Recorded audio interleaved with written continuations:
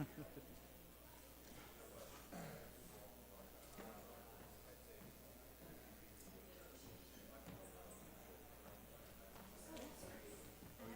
said 30 more seconds, he would have been able to.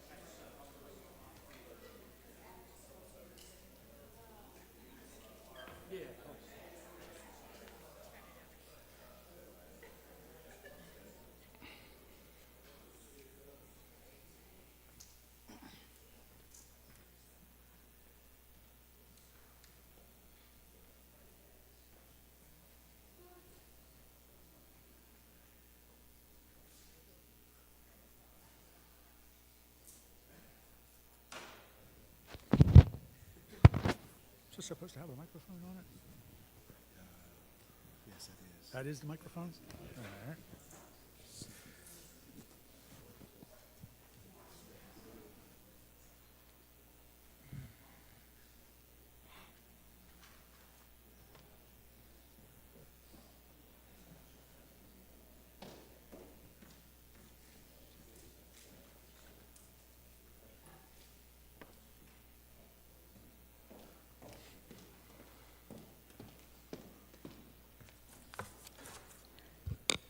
Good morning, everyone. My name is Danielle McNichol. We're going to get started here today. I'm General Counsel and the Director for the Center of Leadership. I want to just take a brief moment because I know we're kind of going to be moving rather quickly through this. But you guys are really in for a treat today. We have an esteemed panel of experts today, and I really want to give them a quick hand to thank them for taking the time today for us.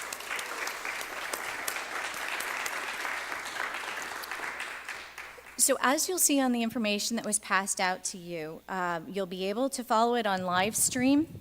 We'll have our Twitter, hashtag, as well as the website and presentation materials will be available to you. And after these proceedings have been completed, we'll have those uploaded and available for you as well. So it'll be archived there. One sort of, I'm going to call it a housekeeping item. I want to thank the folks from Apple Walnut Cafe for providing us with the wonderful treats that we have out there. They provide those to us as part of the Center for Leadership and the opportunity for the ongoing community service that we do provide through these. The second piece has to do with the Wardrobes for Work. I want to thank all of the folks who have participated in providing us with over 5,000 pieces of clothing, professional clothing that have been turned over. Absolutely. Thank you, everyone. We will be kicking off our fall actual collection, and we'll be putting our bins out again to sponsored and to companies that will be providing space to us and be doing collections. We have many that are listed on our website, and we have many more to come, so we're very excited about that. So far, we have placed over 1,000 pieces of clothing with different individuals in the community, and we'd like to continue to do that. So if you know of a community group that's in need or individuals that are in need, please feel free to contact me at the information that's contained here, and we'll be happy to coordinate having them come in to be provided with the wardrobe as well. So I'm sorry, that was my public service announcement piece. We will be passing around for everyone during the Q&A period cards. Just raise your hand and I'll be happy to shoot you a card so you have questions that you would like to ask this esteemed panel. So at this time, I would like to introduce to you Mike Nylon. Mike has been with Bellevue Communications. He is their vice president, and Vice President of Media Relations. Before joining Bellevue, Mike spent nearly 20 years with 6ABC. As planning editor for 6ABC, he worked with producers, reporters, photographers, and news executives to arrange and execute all local news coverage.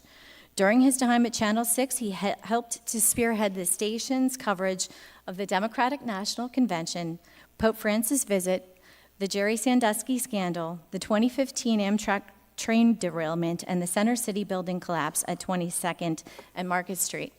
At this time, I'd like to welcome Mike Nylon.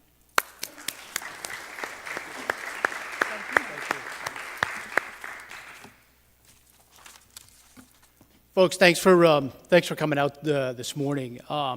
Danielle's right. We have an esteemed panel today to get all these news directors and news managers here in one setting is difficult. As you can see, they're all attached to their iPhones, checking emails and the latest breaking news. So if they have a little bit of a tick, you'll understand why, because they're not in that newsroom buzzing. And I have that same feeling. I just left the newsroom about 6 months ago and landed on the PR side. And it's been a learning experience from the get-go. And I miss my friends and colleagues over here on the stage. And but we have a great panel. So let's start it off. We have Phil Herron is the executive editor of the Daily Times, and most of you folks know Phil and all his accomplishments. He's won numerous awards, and I can't do it justice talking about his bio. So let me introduce Phil, and he can talk about who he is, what he does, and what's his passion. Thank you, Mike.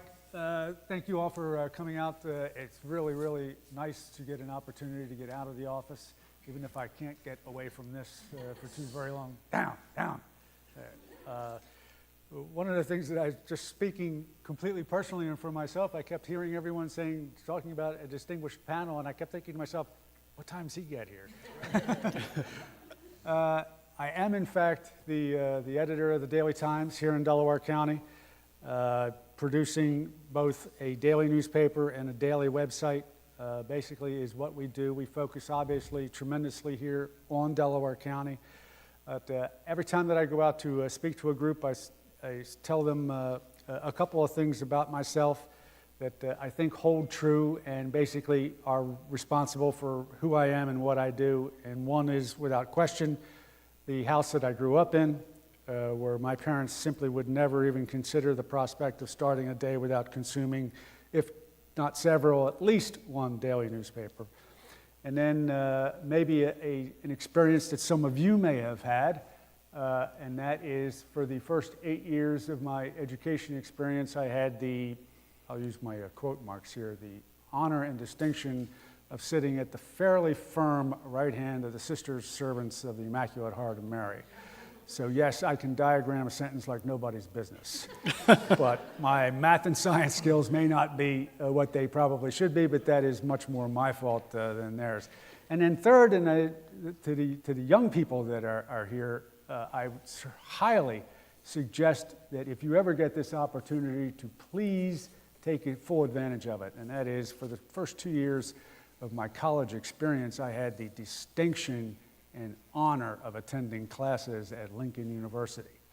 Now, when I tell people that, especially when I'm speaking to adults, I see sometimes they cock their head a little bit and they look at me, and I sort of stand there knowing full well they are dying to ask me a question, which is, Why would some people might have considered it maybe a little odd for me to have attended Lincoln University?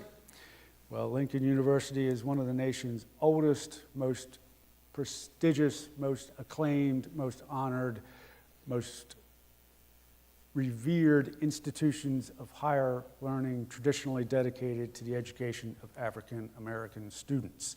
I get to put on my editor's cap now and simply say what we said on campus, the Harvard of black schools. Yeah? So what? So why is that important? I'll tell you exactly why that's important. Look around this room, please, and tell me what you see. You see just about exactly what I saw almost every day growing up in a little town of Oxford, PA, way out in the southern end of Chester County. You see a whole lot of faces that look just like this face. And that was always your experience. You were always the majority.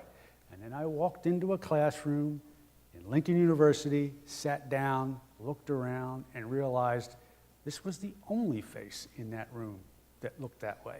If you ever get that opportunity, do yourself a huge favor and grab it with both hands. We would be light years away from the same problems we are struggling with today at Cabrini University and Charlottesville, Virginia, at Georgia Tech, if people had that small sliver of experience. Thank you. I'm here to answer any questions that you have, and I'll give it back to Mike. Next up on the stage is Anzio Williams. Anzio is the Vice President of News for both NBC 10 and Telemundo 62. He joined NBC back in July of 2012 and has been the news director there since they formed that duopoly in 2012. We're happy to have him here today, and I'm sure Comcast executives are probably happy to have him here, that he's not spending a ton of money. But I spoke to him this morning. He's dropping people around the world, even as we speak, trying to cover some of the serious issues that are going on out there with Hurricane Jose. And he, too, is attached to his iPhone, making sure that his people are safe covering the news. But, Anzio, I can't do your bio justice, so why don't you talk a little bit about yourself? And I know you're embarrassed about that, but please have at it. Thank you. Appreciate it. And good morning. I'm the Vice President of News for the NBC and Telemundo stations in the Philadelphia area, NBC 10, Telemundo 62. What does that mean? I oversee the day-to-day operations of both television stations, English and Spanish, and I also oversee our digital products. It'll be our website, app, social media. No, I do not speak Spanish, and so a lot of people always ask, how do you? I do have lieutenants that are right under me that oversee each one of those, and I'm always proud to say that the three lieutenants who are right under me are all ladies, strong ladies, and that can handle their business and handle me every day. So I'm always proud to say that, and that idea of valuing not only diversity but contrast. Before Philadelphia, I was running two stations in the Sacramento, Northern California area. Before that, I was a newsroom leader in New Orleans, where I was able to experience Katrina firsthand. Slept in my office for 32 days. Before that, I was assistant news director at the NBC station in Orlando. Before that, I was in Charlotte, Cincinnati, Miami, Greensboro, and Durham. And he still has a suitcase packed, right? Is it, where's the next stop? And the funny thing is, when you move and they put those little stickers on your furniture, and they always come to my house, it's like, how many stickers do you already have? They're trying to find like another color that it hasn't been used before. But listen, I'm a journalist at heart and by training. I'm a graduate journalism major from North Carolina A&T in North Carolina, and ultimately my craft is writing. And as I tell the rest of the folks in the newsroom, if the whole management thing doesn't work out, I know I can outwrite all of them. So that is my story. Next up is Mary Ann Vaughn, a Delaware County native and proud of her roots here. She is the assistant news director at Fox 29. Thank you. I guess I'm considered a lieutenant. A lieutenant at Fox. Yeah. Oh, one of Jim Driscoll's lieutenants. Yeah, my story is pretty much opposite of Anzio's, where I'm a one-hit wonder. I was born and raised in Delaware County, and I went to Prendy, Drexel Hill, and then I went to Temple University. And I graduated from Temple, and I knew, like Phil, I knew always that I wanted to be in news. I used to watch all the Sunday morning talk shows with my family. It was like appointment TV. And to this day, I am a serious news junkie. I mean, I love it. And so when I graduated from Temple, somebody else that went to Temple worked at Fox. And they always say, it's all who you know to get that first interview, and that's what happened. And John Musoni, who is actually WHYY now, hired me right out of college, and they said, okay, there's this job, and it's $5 an hour, and it's on the overnight assignment desk, it's part-time, there's no benefits, what were the other things I told my parents? And I came home and I said, I got a job in TV.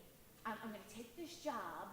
And my mom was like, okay, tell me all about it. And I'm like, okay, well, it's $5 an hour, and there's no benefits, and I'll be living at home because it's overnight in the middle of the night, and but it's great, isn't it? I got this job. And they looked at me like, are you kidding me? But I knew if I could just get my foot in the door and do something that I loved, that I could move up. And that was my goal every single time. And so every month I had a new goal, and every year I achieved it. And it was right after the assignment desk, it was the huge news gathering process, and so I went into writing. In the overnights, sometimes there's a lot to do, and some days there's not a lot to do. So I would write and keep writing. And I would throw them in John Musoni's mailbox. Oh, what do you think about this? With red marks all over it. Then I would keep putting them in. And then pretty soon there were no red marks. And I made sure I went up to the talent and talked to them. What do you think of this script? Well, let's start from scratch here. And then every time it was a new experience. And every time I got better. Then it was producing. I loved being in the booth when things were coming in from every direction. And how am I going to get this on the air? And I was one of Mike Jarrett's producers for the morning show. And so I don't know if you guys know him, but you never know what's coming at you with Mike. And so it was the best experience of a lifetime because you never knew. It prepared me for so many other experiences and taught me so much. And then one day, somebody gave me the opportunity to be a manager, and then I felt like, oh, now we can talk about the news. And so that's where I feel like my strength is, because my news philosophy is do the news that people care about. How does it impact people? Let's talk about it. Let's not just say, okay, these are the 3 stories everybody thinks important. Now tell me why you think that's important.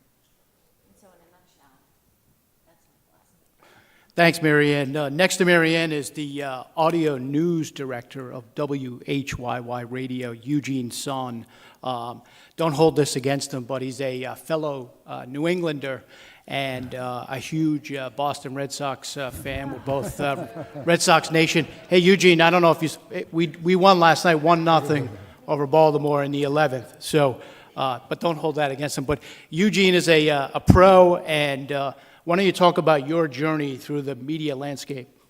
Sure. I actually came to this region originally for college. Proud graduate of Swarthmore College here in Delaware County. And upon graduation, I left for a couple years. I worked at a small station in upstate New York and was able to land a reporting job back at WHYY in the fall of 1998, covering the New Jersey State Capitol in Trenton.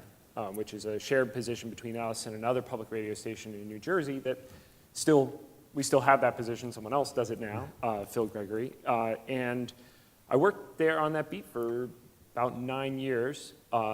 Left, I'd kind of gotten, as you can, if you stay on the same beat too long, I got a little burned out. It felt like, to some degree, there were stories I was writing that, like, I could just, like, take last year's script and kind of change a couple of names. And so I left and did some freelance work for a couple of years and kind of accidentally fell into news management. The WHYY had a news director depart, and they did a search. And they had someone all ready to hire, and then that person got cold feet at the last moment. And a lot of other news managers will tell you when you have an opening that high up, there's a certain amount of time you can go along without someone officially at the helm, and other people are taking jobs on in addition to what they normally do. But they had kind of hung on long enough, and they felt they couldn't do it. So they called me up, since I had a history with the station, and said, how'd you like to come in and do this for a couple months while we do one last search, and if you like it, you can throw your hat in the ring. And because I had been doing freelancing and because there were some other things that were going on and change in my home life, it was actually a great opportunity. So I figured, well, worst case scenario, I'd get a couple of months of steady work and then go back to what I was doing. And then I found I loved it, because as a manager and as news director, you can have your hand in so many more stories than you can as a reporter. And I find that immensely rewarding in terms of being able to help improve our approach or our finished product in one way or another, a lot of different stories in the course of the day. And of course, you get to order people around, so that's not bad either. And I've been doing this since April of 2010 at this point.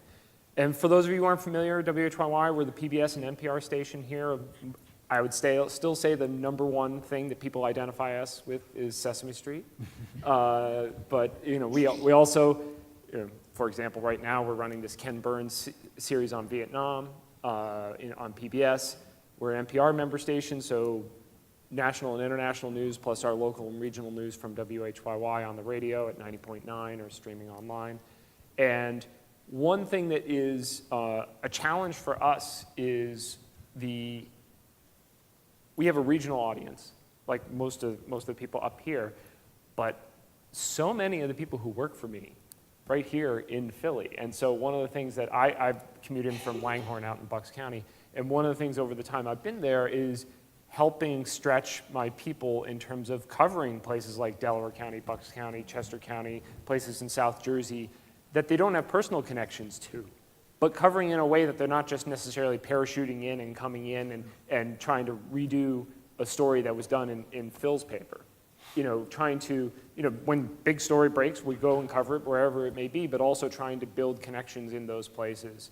So that way we're doing more original reporting that covers them and not all be just Philly-centric. Next to Eugene, thank you, Eugene, is Steve Butler, and Steve is the News and Programming Director at KYW News Radio. And Steve mentioned to me he's been at the station for probably over 20 years and into the 70s. But Steve, talk about your vast experience and your journey out to today. John Musoni worked for me, by the way. I'm glad I changed that. That's great. $5 an hour, yeah. I started at KYW in 1978 as a desk assistant, which is the lowly instant job where you're getting coffee, somebody's lunch, ripping wires. We had wire services back there. Take care of all that. Tomorrow is the 52nd anniversary of KYW going all news. So I like to give my current job description of I'm the guy that basically don't screw it up. That's my job description. Obviously, a heritage radio station known around, not just around the country, but known around the world. We have an odd, demented audience in Scandinavia because our signal skips over to Scandinavia. I can't explain it. They stay in touch with us. They'll send us air checks. Oh, this is what you sounded like tonight in Scandinavia. So it's great. I'm gotten sort of old and crotchety about a lot of stuff. You'll probably hear some of that today. I love what I do, and one of the reasons I love it is it's not just news. The way it works in radio, I'm also kind of the brand manager, if you will, for the station. So I get involved in a lot of things in addition to the news. It's still my favorite part, but I get involved in the promotion of the station, what things I will allow the sales department to sell, and they're pretty good about letting me have a say in that, which they wouldn't have to do that, but they do. So it makes it a really cool job. Back when I started as a manager at the station, I don't know, I've worked at the station 4 different times. This is the 4th time, 20 years, I guess this is it. So, it was basically worrying about, 2, metal towers in White Marsh sending electromagnetic radiation out into the universe, Scandinavia. But now it's so many things, and that's obviously for a guy my age, it's like, it's constant, always something new. There's always a new meeting about something new. I'm advertising a new app this week that we launched. We're on the internet, we're here, we're there, we're on an FM HD sub-channel that nobody's listening to. So yeah, all these things that are happening, it makes the job really interesting, but crazy, because you're it's literally like managing sort of an octopus-like environment. But I really like it, and the best part of the job for me has always been and continues to be the people. Just to see journalists kind of grow in the job is really very rewarding to me, the most rewarding part of the job. And as we talk about growth, next guy up is Steve McKenzie, and Steve is the managing editor at CBS 3. And previous to that, Steve and I sat 30 inches apart from each other at Channel 6, and he's just a wonderful human being and is passionate about the news business. And Steve, why don't you introduce yourself? Thank you. Steve McKenzie. I grew up 5 minutes down the road here in Aston, Delaware County. When I was 18, I worked at a Amoco station in the middle of Aston, and I could nail as a peck. And I remember we had full service and we had the regular, and I was doing full service, and there was this gentleman there, and he came up and he had an NBC hat on. So I spoke to him for a little bit, and I checked his oil, and I watched his windows, and I asked him, well, what do you do? And he said, well, actually, I'm a radio host at a radio station in Aston. I said, I grew up here my whole life. Where's this radio station? And his name was John Linder. Excuse me. He's the former mayor of Chester. So he gave me his card, and I called him, and befriended him. He's the nicest guy in the world, brilliant. And he had a weekly radio show called All About Chester, 1590 WPWF in Aston Mills on the Big Hill. So I was 18 at the time, and he brought me on, and I was his producer for the show. So I was also the guy who was putting in the commercial, what it looked like 8 tracks, remember that, Steve? Yeah. So for the shows, but it was syndicated, and but every afternoon, I was there for 2 years. Every afternoon, we would have traffic reporters. Robin Rieger would call in, and John Brown would call in, and they would. I would tape them doing the traffic report, and then I would put it in the afternoon drive, like a couple minutes after they did it. So I befriended them, and I got really interested in what they were doing, and I wanted to, grow in the business, obviously. So there was a job opening at Metro Traffic, and it was, I think, $6 an hour, and I would have to drive to Northeast Philadelphia Airport every morning at, I think it was 4 a.m., 4:30 a.m., take off in a little Cessna one-engine plane and drive around the Philadelphia area, or fly around the Philadelphia area doing traffic reports. And then drive home at 9 a.m., and then go back in the afternoon at 3. It was kind of a commute when you live in Delaware. So I did that for a while, and then moved to the inside of traffic, where I really got to know scanners, police scanners, and how to listen for different things on police scanners. We were partnered when I was at Metro with Fox and with NBC. So when I would hear something, and I would hear something that was interesting, my job was to call the TV stations and tell them what I just heard, and make sure that they heard it, and make sure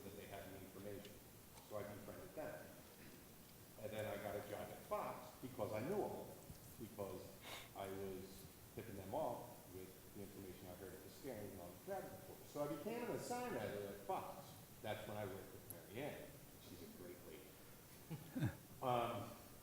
And I was there for 3 years, and, you know, I learned a lot about the television, you know, the whole business on the assignment desk there. I wanted to move on. So I did. I went to West Palm Beach, and I was there in 2004 for the Butterfly Battles, and that was crazy.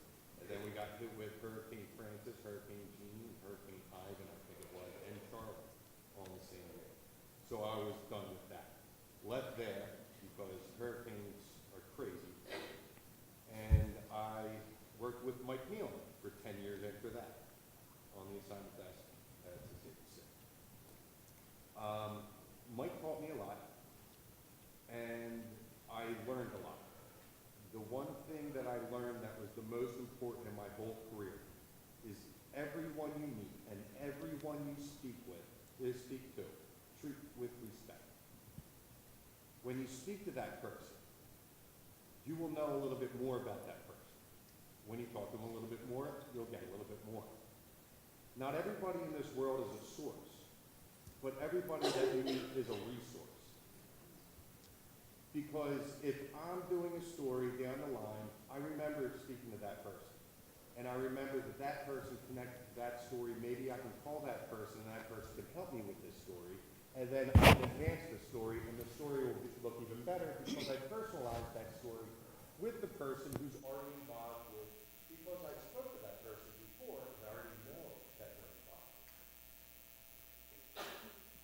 So treating people with respect and getting to know them and really learning about other people gives me a big advantage in stories that I'm putting together and stories that I've done before, because I can always go back to that person. So from working with Mike for 10 years, I moved on to CBS 3 as managing editor. My day starts out by calling up, saying, hey, what's going on? First thing I say. And they tell me what happened on the overnight, they tell me what plans are for today. I come in, we have an editorial meeting, where I sit down with all of our reporters, all the producers, the news director, and all the executive producers, figure out what's going on. We find out what's more important to you, and what you want to see, and how this affects your life. My wife was yelling at me the other day because she didn't know what to do with the Toys R Us gift cards. You know, for the first 24 hours, and I'm like, all right, well, we have to do it. You know? But it's just things that you care about. That's what I care about. Thanks, Steve. And as you can see, all of these folks have, earned their positions. They've all eaten their fair share of ramen noodles and soup out of a can, because when you start in this business, it is so unbelievably competitive. And to start in a small market making peanuts, and then to finally graduate and come to a major market like Philadelphia is quite an accomplishment. And the fact that these guys do it with passion and, more importantly, compassion is great for folks like you in the PR world and advocates and so forth. But look, to make this interactive and to make this work, and you have access to some of the greatest minds in local TV and in local print and radio news, we need some questions from you guys out there, and they're here, and they have a short amount of time to be here because they're also very busy. So if you could slide your cards down, we can have you guys have some of your questions answered this morning. But I'll start that off. Look, I'm just interested in hearing your thoughts and views. I guess what is a great story that'll drive viewers and listeners for your particular, or readers for that matter as well, Phil, sorry about that, you're giving me the evil eye, for your particular medium. So let's start down the other end of the table. Steve, why don't we start with, what's a great story for CBS 3? Wow. Great story for CBS 3. I really like the stories that not only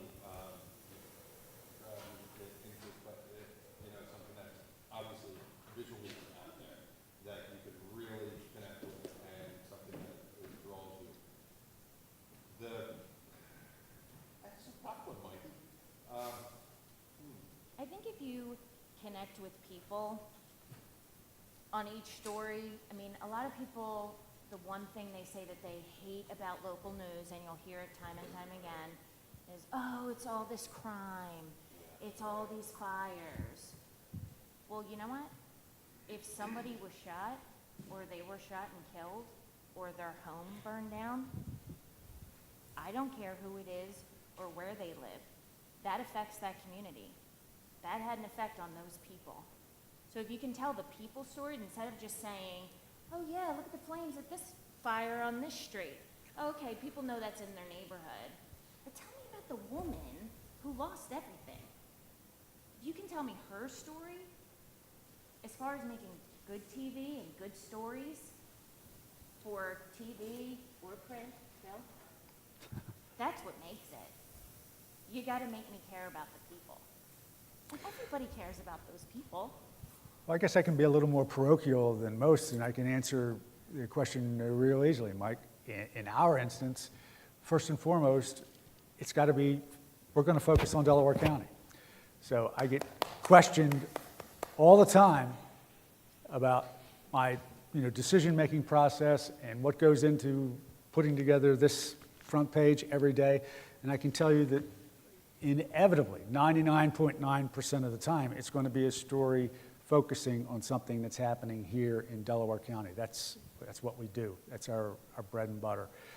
Certainly we'll cover and touch on a lot of other things, or we may react to things. Today we'll be looking for people from the county who have ties to Puerto Rico to see how they're either people that might be there or have relatives there or grew up there. But it always, for us, has to tie back into Delaware County. I really hate crime stories. I really do. We have a rule in our newsroom, which is basically, if we're not going to remember the crime story tomorrow, then let's not do it today. And I think a lot of the crime stories that get done are of that ilk. However, as was pointed out, I think there are ways to do certain crime stories that will stick with people. I think one of the best TV packages I ever saw, was unfortunately not in Philadelphia, but it was in another market, was somebody who, a reporter who went to basic crime story, somebody was shot, and noticed that there were kids, like as the scene was there were all these kids kind of watching what was going on, and she decided maybe she should do a story about these kids who are sort of watching what's going on in their neighborhood, got permission from the parents, interviewed them, and made this amazing story out of it, amazing package.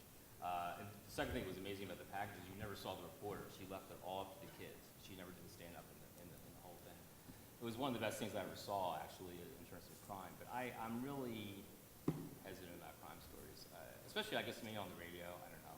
Especially when it's like a police blotter kind of thing. I mean, I've been known to call on the weekend and say, knock it off. Stop it. Let's do something else. Anybody else want to touch it, or you want to, keep moving? Just raise your hand. If anybody wants to ring in, just raise your hand, and we'll go ahead, Eugene. One of the things that I find is sometimes I'm pleasantly surprised by what stories really resonate with people. You can't say the words tomato juice in our shop without getting groans, because sometimes we have a health and science show called The Pulse. It's Friday mornings at 9 if you haven't listened before. And they did this story that, why is it that people more often drink tomato juice when they're on a plane? And there's actually science behind it in terms of things that how your body's affected in flight. And it was one of those things that, when I initially heard the pitch, it was like, who cares? I don't, but it was something that did phenomenally well in terms of how many people shared it, listened to it, et cetera. And then there was another example of a story that I thought, one I did personally back when I was a reporter, that I thought was going to be a nothing little story. It was about a local software guy who was developing a web browser to aid people who are blind or visually impaired. And I did this little story. I thought it was a fine little story. The impact that had, and the number of people who called in, partially because we're a radio station and people who have problems with their eyes are more reliant on radio for news, it touched a lot of people in terms of oh my goodness, I'm really having trouble in terms of getting online because of my vision, et cetera.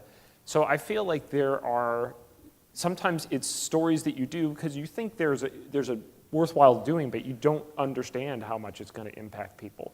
could be in a kind of novelty way in terms of tomato juice. It could be in a way it really touches people's lives in terms of the people with seeing problems not being left out of the online world. So I feel like those stories of that sort that I feel like are not the one that everybody else is chasing, but could really affect people one way, either just in terms of something I really want to share with my friend or my neighbor, or something that really affects their lives. Those are the things that really get me excited. Yeah, so now that we do podcasts, you get to see what the most downloaded stuff is. The most downloaded podcast last month, which scared the heck out of me, was I guess there's this new law, regulation in Pennsylvania where they'll interlock your car for a lower amount of alcohol. So all these people wanted to know about that law, which scared me because I guess they want to know because they're driving around drunk.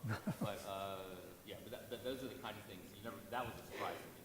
That was such a popular story. I had to convince the reporter to do it in the first place because I thought it was a story, but it was proven that wow, a lot of people were really interested in that. We're at a fine university today. I mean, what a gorgeous day out there. What a gorgeous campus. I know some of you haven't been here in years, or this might be your first trip to Newman University. But one of the students out there had a question about they're majoring in communications, and they're wondering what advice can you guys offer as they head into this landscape. And let's start with Anzio. Anzio, you've been around the world and back at a number of stations. So talk about the journey and what advice you'd give people that are going to start out in this field. My first advice is take advantage of this wonderful campus that you're on. This is my first time, and took a sneak peek into the studios, radio, television studio. The facilities here are fine, quality, top-notch facilities. So you have to start taking advantage of what's at your fingertips. So if I was a student here and I wanted to get in TV or any type of media, I would, you can get all the hands-on experience, that you want right here. 4 or 5, however many years you spend here. Make sure you're really taking advantage of it. I got my first job through an internship, and I remember my college professor said, "Don't leave until they hire you." And so my first internship was the beginning of my, in between the freshman and summer year. I was interning, and at the end, I just kept going. I just kept showing up. They had taken my badge and everything, but I just kept showing up, and finally I was, learning how to write, and eventually an overnight job came open, working the assignment desk. And so in my sophomore year, I was going into work at midnight, and most kids are, out doing whatever kids do these days. I was going to work. I would get off at 7:30 in the morning, stop by a little breakfast place, eat, and go to class. And I went from being an assignment editor. I would work overnight with the producer. The producer was responsible for writing and putting together the newscast. And all of our parents told us, dress and prepare yourself for the job that you want, not the one that you have. So I was like, hey, can I write this story? Hey, can I do this? So he taught me how to write. He taught me how to edit. And eventually I was doing his job. I was doing it. He would come in and watch me do it. And one day he didn't come to work. He didn't show up to work, and I was used to doing his job. I was just doing it. And all of a sudden it was like after the newscast, I realized he didn't show up to work. Second day, he didn't come to work. Third day, I remember, overnight, 3 o'clock in the morning, the door opened up, and I thought it was him, and it wasn't. It was the boss. And he was like, "Where's Bill at?" I was like, "I don't know. I haven't seen him in a couple of days." Long story short, he ended up giving me Bill's job. Bill had quit and didn't tell anybody. I see his name in the phrase every day and then. I haven't spoken to him literally, since he left. But I just go to show you that. Listen, I am, I think I am a product of hard work and being in the right place at the right time, getting to places early. Some of the same things we've heard all of our lives. I would say I'm certainly a product of that. People still ask me over the weekend. It's like, "Hey, boss, what are you doing here?" I was like, "Hey, I work here." So every day I go in like it's my first day, and it could be my last. And I won't be outworked. You know, it's just how, how I feel. And then I look at what we do as our industry, and I truly believe it's about service, and that's how I look at it as journalists, no different from law enforcement. We have to be in the business of servicing people and providing a good service to folks, and if that service is a value, you'll be successful.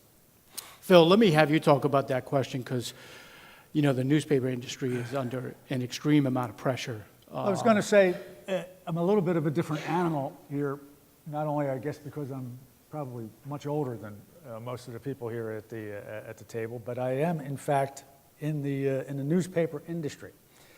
I would say to students who are here, who are looking to go out into the industry, maybe print, maybe online, maybe broadcast, I would tell you 2 words: brace yourself. We are, as an industry, probably somewhat under attack, not terribly differently than we have been for many, many years, although now we call it things like fake news and whatever, but there was always a saying, don't believe everything you read in the paper. Well, let me update that for you just a little bit. All those things you hear about the newspaper industry, believe all of them. It is a very, very difficult business atmosphere right now, but I would not let that discourage you in any way. And I would offer a couple of pieces of advice. One is you have something right now that you may not realize, but is incredibly valuable. And it is something that I do not have, and it is something that I could not buy, even if I was lucky enough to hit one of these Powerball jackpots that I consistently keep blowing all my money on. And that is you have time. I have no time. I have gone from a business which geared itself towards a single nightly deadline to a atmosphere where right now is my deadline, and then 5 minutes from now, and then, hey, we just got photos from the scene, so we can update that. We, in fact, do now, in addition to creating this lovely thing, we still kill a lot of trees every day, and I'm really proud of that. But we do, in fact, deliver information 24 hours a day. So I would ask you or plead with you, if you have an interest in getting into this business, to practice what you preach. Write. Write every day. I don't care, well, I probably do care, but write anything that you want. Write a journal, write a blog, write an email. Okay, I'm not sure that email and texting isn't going to be the death of the English language, at least the one that I practice, but do that. Also, do something else. Now I'm going to tell you exactly how old I am. Please tell me that there are a few people in the room who are familiar with and maybe once actually held in their hands something called a slinky. Everybody know what a slinky is? You have a slinky in your hands, and it goes like this, and it goes back and forth, and then when you get really creative, you can make it go down the steps, which is always kind of neat. What you should consider that image and use it this way. It's not a slinky, it is what I call the 2 Bibles of the news industry, and that is the core talent, which is writing. But I don't know anyone, I've never met anyone who was worth a damn as a writer who wasn't something else, and that is a voracious reader. So think about the slinky. This is your reading over here, and then you juggle it, and then it goes over there. That is writing. Email. This is the inbox where you're reading. This is the outbox where you're writing. Take advantage of the time that you have. Make sure that you are writing, and consider doing something else. If, by chance, some miracle happens and somewhere down the road we are actually hiring people again, that piece of paper that you have probably got you into my office. It is, one of those tired old cliches of the newspaper industry, that we probably have moved beyond. I wouldn't say that I wouldn't hire someone who didn't have a college degree, but it would probably be unlikely. But the truth is, that piece of paper got you into that chair. But equally true is, I don't particularly care what you did in college. I'd be much more impressed by you coming into my office and saying, Mr. Herron, yeah, I got a degree in journalism, but these are the clips of the things that I did for my weekly newspaper in the summer back home that I published. These are the things that I did outside of the classroom. One of the great secrets of the newspaper business is people really have no idea what happens to stories after they're submitted by reporters. Reporters don't write the headlines that are on their stories. They take most of the abuse for them. I'm the person who has written a lot of them, and I know that they have stood up for me in a lot of times. But please, take advantage of the time that you have. And one other thing, just for kicks, because I'm sort of a masochistic kind of guy. The next time you get an assignment in class or whatever, don't sort of say, when the mood strikes me, whatever. Do this. Ready, set, go. You've got 10 minutes. Show me what you got. Because you're going to be doing this. If you're going to be in this business, you're going to be doing this for the rest of your life. Remember the saying, speed kills? Speed, much to many people's chagrin, is very important in our business these days. We deliver information unbelievably fast, and it is frightening at times what we do. And if you don't believe that, I'll give you an assignment for today. When you leave here, if you're not familiar with, Google a name. The name is Sunil Tripathi. And you will get an idea of what I'm talking about, the kinds of decisions that I make every day and the kind of dangers that we're flirting with increasingly in the business. Steve and Steve down there, hey, let's try to get through some, we won't have everybody answer every question, but go ahead quickly on some advice, career advice for students. Right off the bat, get ready to not be able to celebrate a holiday anytime soon. Because all your holidays are pretty much gone when you're starting out from the bottom. Get ready to work on the overnights. Get ready to work at the drop of a dime. Hey, we need you coming. But the one thing that I could say is most important, keep your social clean. Keep your social media clean. Because we check it. And intern. When you get the internship, come in and work your butt off. And then once we figure out if you can work your butt off and you're going to be, someone that we want to see in our newsroom, we're not going to pay you much, but we'll bring you in. Because you're just starting, and you're going to work every holiday. If you have to work your way up, that's your responsibility. That's your career choice. Next question, we'll keep moving right along. This will be a last question. We'll take a 2-minute break and let everybody go to the bathroom or something and just take a second. Another fan out there worked for John Massoni at Comcast, and they ask, from your point of view as local media executives, how has the new technology, or whatever your medium, changed your business? Eugene, you're up. Well, those of us who work in radio, a combination of podcasts and live streaming is disrupting our business in a way that the newspaper business was disrupted. And that means we have to consider that where the audience is, how much is looking for stuff immediately now live streaming, how much is looking for things that are longer, more in-depth that they will listen to at their own schedule, as a podcast. And figuring out, where do we want to spend our people's time? We can't do everything equally well. We have to be strategic with that. And I feel like that's something we're kind of feeling our way through right now. I don't have a real stable sense of how much we're going to devote in any one medium. I think it's over the last 2 years, it's changed quite a bit. I think the main thing that's changed for us is that's definitely part of it. We're into so many things that we don't hire sort of people anymore who only do one thing. So we don't hire somebody who's just a reporter. We don't hire somebody who's just a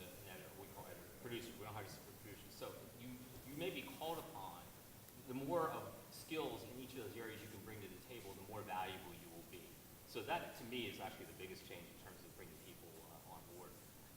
And I think, you know, I'm pretty positive about that. We've hired a lot of people in the last year. Part of it was because we internalized our traffic service, but still, we're up to like 80-some people now, which is crazy. Nobody can incorporate it, right? Live streaming. Yes. But yeah, so I think that if you take advantage of knowing how to do some of that new stuff, if you become an expert in that, go to the right meetings, go to the right social gatherings or seminars about social media and all that stuff, I think you'd be much better. We know a lot of us who are doing the hiring have no idea what we're doing, so that would be a plus. Mary Ann, you want to jump in on the technology question? For sure. This thing hurt and help us every single day. It kills us because you can get everything on your phone. Why are you going to turn on your TV? You can wake up and just keep scrolling. A lot of you are doing it in here. I know I am. And it's right there. So now the challenge is, why do you have to come to us? We're on it for 6 hours in the morning. 6 hours? Every morning. And that's what we're up against. When people wake up in the morning, what do? They check their social media. So then the question becomes, well, how do we get them back to the TV? And for weather especially, how many things do you have going off on your phone that tells you what the weather's going to be? You know, you don't have to watch TV anymore for that. That used to be the biggest thing. So now how do we make that work on TV? And it becomes about the personality then. Because if you can see it on your phone, we have to make sure that you're going to tune into Sue Serio in the morning and Kathy Orr at night to get it. Because we're competing against social media. As far as news gathering, it's crazy. It helps you in every way. You can communicate with people in Puerto Rico. This morning, we're talking to somebody on Twitter. Oh my gosh, are you safe? Yeah, do you want me to call in? It's just like that. It's instant. So those are some of the challenges we face and some of the ways it's helped us too. And that leads us to, somebody did have a social media question. And, it's Facebook, it's Instagram, it's Twitter, and all other kinds of social media. But can you talk about it as news gatherers and as news executives, the danger of having access to all that info? And then, I guess we could all speak about it as parents of, oh boy, and we take that huge gulp. Let's start Somebody with talked Steve. about it coming in. Yeah. Somebody said about was it you, Phil? Yeah, it's fair game. Mary Ann, why don't you touch upon it, that how your newsroom is, that you're on top of it. You're checking everybody's profiles, you're reading about it, and I think how that happens and works. The first question we all ask, do we have permission to use this? And everybody's looking for it. There are a million programs, and I know we're all pitched them every day to gather social media, to gather those pictures. If there's a snowstorm, if there's a hurricane, whatever it is, if there's a fire, if there was a shooting, you can see it right on your phone immediately. So then the question becomes, okay, whose picture is that? Did we ask their permission, or do we need to? Can we make a fair use argument out of this? So yes, it's available instantly, but then we have to decide, and it could be fake. A lot of those videos went around during hurricanes. Oh, look at this video. And it's fake. So did you ask the right questions? It's a lot, because a lot is coming at you at one time. And as far as being a parent, I'm a mom of 2, and it is really hard because you have to watch yourself on there just like you're watching your kids. When we were kids, they didn't have this. We didn't have this. If somebody said something behind your back, you didn't care because you didn't find out about it most times. Now it's on your phone and it stays there. So it's so dangerous. And I mean, it's really, although we love our phones and we're all connected to these phones, there are some days when it's like, it's a blessing and a curse. It really is. Just a reminder, I think you guys all have microphones there. Can you just double check that the mic is on, and because I think some of them weren't on for the You know, for one the of the web things stream. about the. But Phil, jump in, you know, talking about social media, I know you've jumped in feet first. The whole social media experience is obviously something that I troll in now 24 hours a day. But I like to look at it in a little bit larger scope and perspective. And what we used to refer to when we do this every day is we used to consider this publishing a newspaper. The truth of the matter is today, every person with one of these is a publisher. They all have information out there. They're all flooding it out there. There is a little bit of difference with this and with anything that you see of mine in that if you go on my Twitter, my Facebook, in the paper, you will not see anything connected with me that does not have my name directly beside it, that is attached to that tweet, that Facebook post, or whatever. So much of what is out there is just out there, and it's being put out there. And I think, you know, one of the things that we're realizing now as we look back over the last few years is, you know, how much of that information is accurate. Accuracy is something that, as I said before, speed kills. I will be the first to admit. One of the things that I do very early each morning is update and add to and start pushing information both to our website and on social media. And there is nothing more frustrating to me than having, you know, glance at the website and see that you've just made a glaring typo in the lead headline on your website. And why is that? Because I can tell you it's a little bit like being the Wallenda family. If you know what the Wallenda family is famous for, you know, most mornings, the truth of the matter is, there's me and maybe one other person at the paper who is literally working without a net. You know, a lot of stuff that I publish every day doesn't get looked at by anyone else.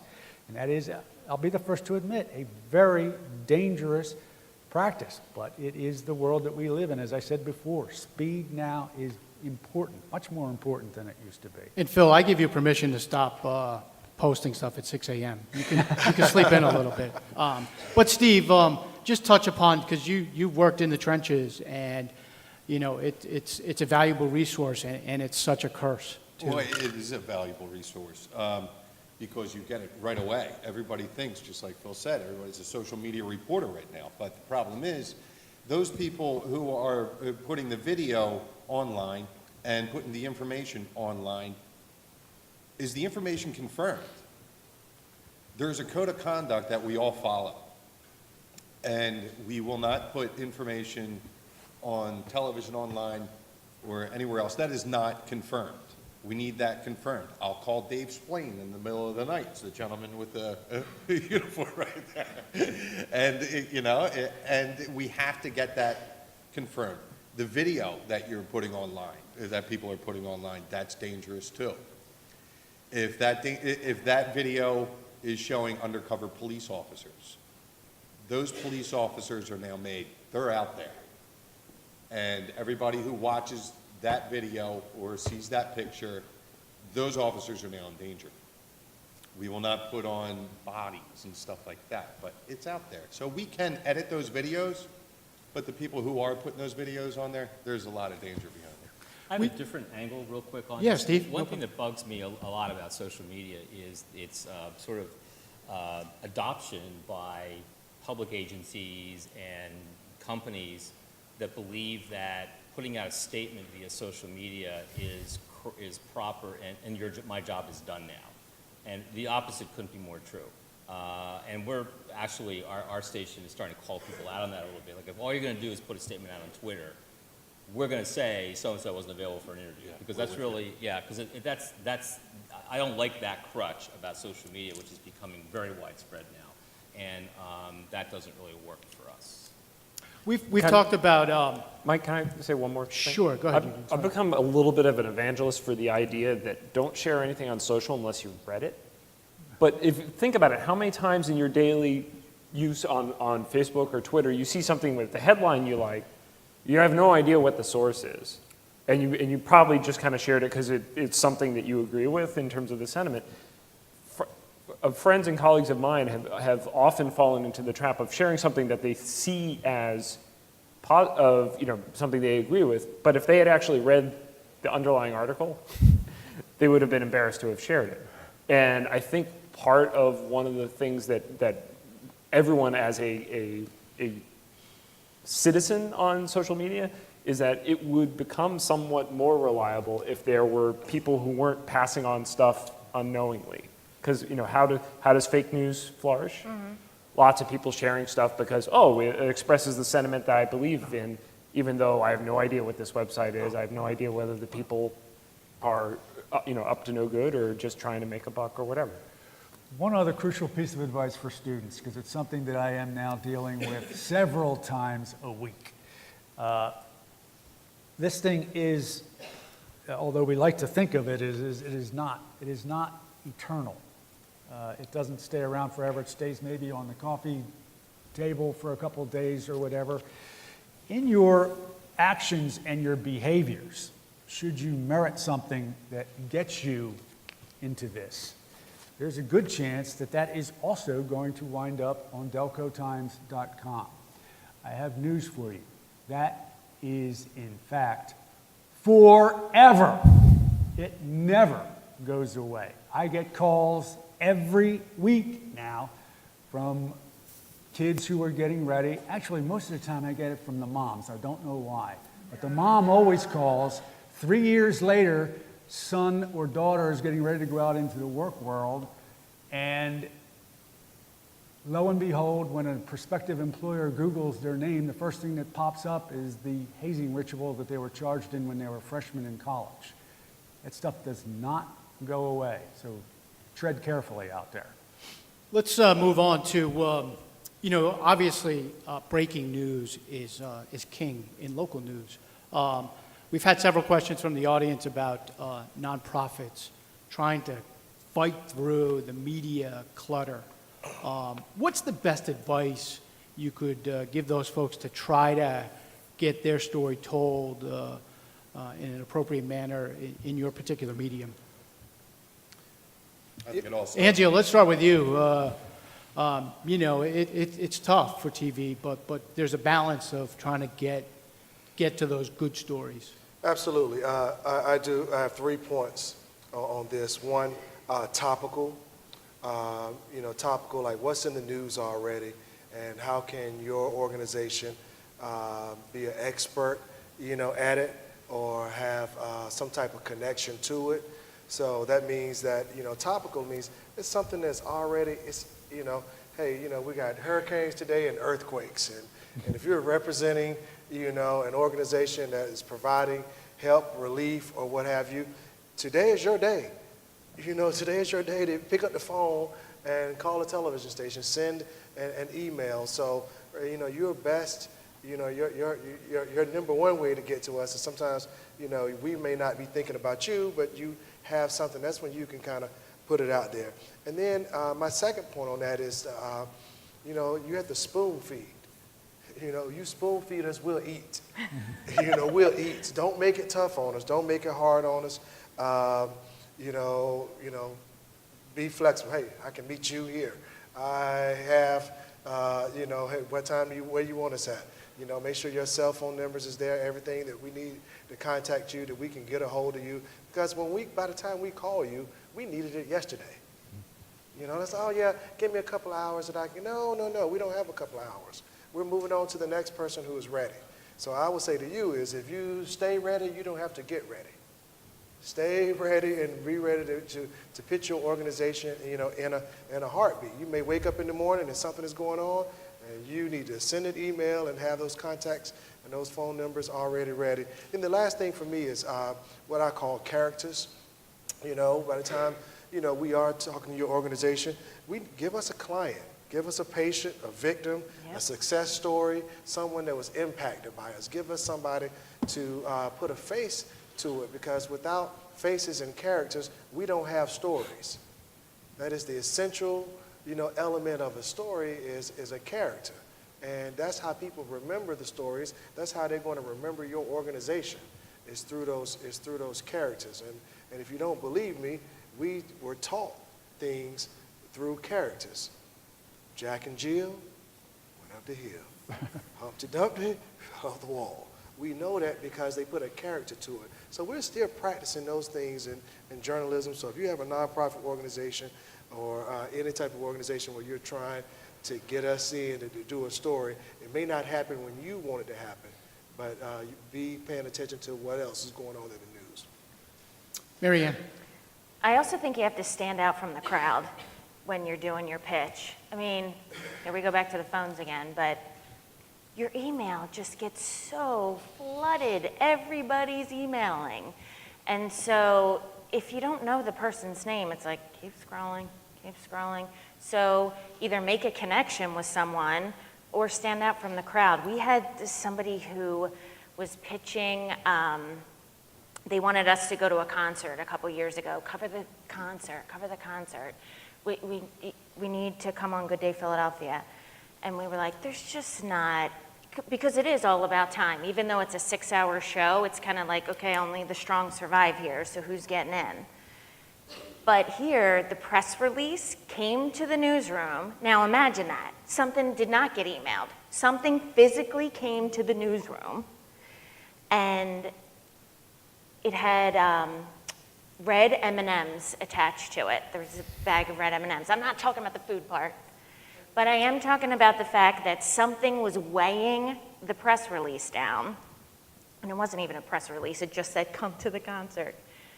But the red M&Ms, they were on a rider that the person who the concert was for, that was on their rider. The celebrity had to have red M&Ms in their dressing room before they held the concert. Guess who paid attention to the press release? We all started talking about it. What is the red M&M? Somebody sent M&Ms to the newsroom? No, why are they only red? Okay, sure enough, Mike picked it up and he was talking about it on the air the next day.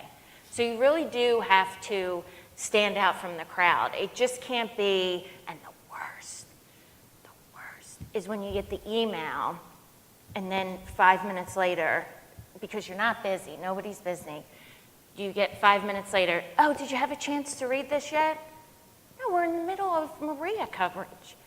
Okay, and then 20 minutes later, did you get, no. So I do think that you have to stand out from the crowd, respect people's time, and I wholeheartedly agree with what you said about taking advantage of what's going on in the news. Things need to be timely. You know, pitch the people part of it, not the product part of it. Steve? Mackenzie? Well, just like Mary Ann said, we are flooded with emails constantly. So if you are going to pitch something, your press release has to pretty much say it to me in your headline. I need to know what it is in your headline because I do not have time to read 3 paragraphs and figure out what the heck is going on. In 30 seconds or less, right? I mean, you. Without a doubt, Yeah. yeah. Spoon feed. And when you do follow up with the call, don't do it 10 minutes before air or when we're on the air. That is just like, right there, that's a red flag. But always keep your cell phone on there. And know the difference between the organizations too. Yes. You know, it's Yeah, know what you're pitching. Yeah, you know what you're pitching. You know, there's clear differences between all of us up here, and you know, and don't try to copy and paste. Sometimes, like people do with they send me resumes. They'll have some other news director's name at the top or whatever. But like, I've always wanted to, Fox to come and and cover this. Well, yeah, you just emailed NBC, and so That happens. You laugh, that happens. I got one for the Today Show. I'm like, how does that happen? Did you not? My email is at foxtv.com. That's when you just go, that one's out. I get some that say Anzio. Just get your email. People send it to Hey, the wrong TV. Steve, sorry about that. I sent that last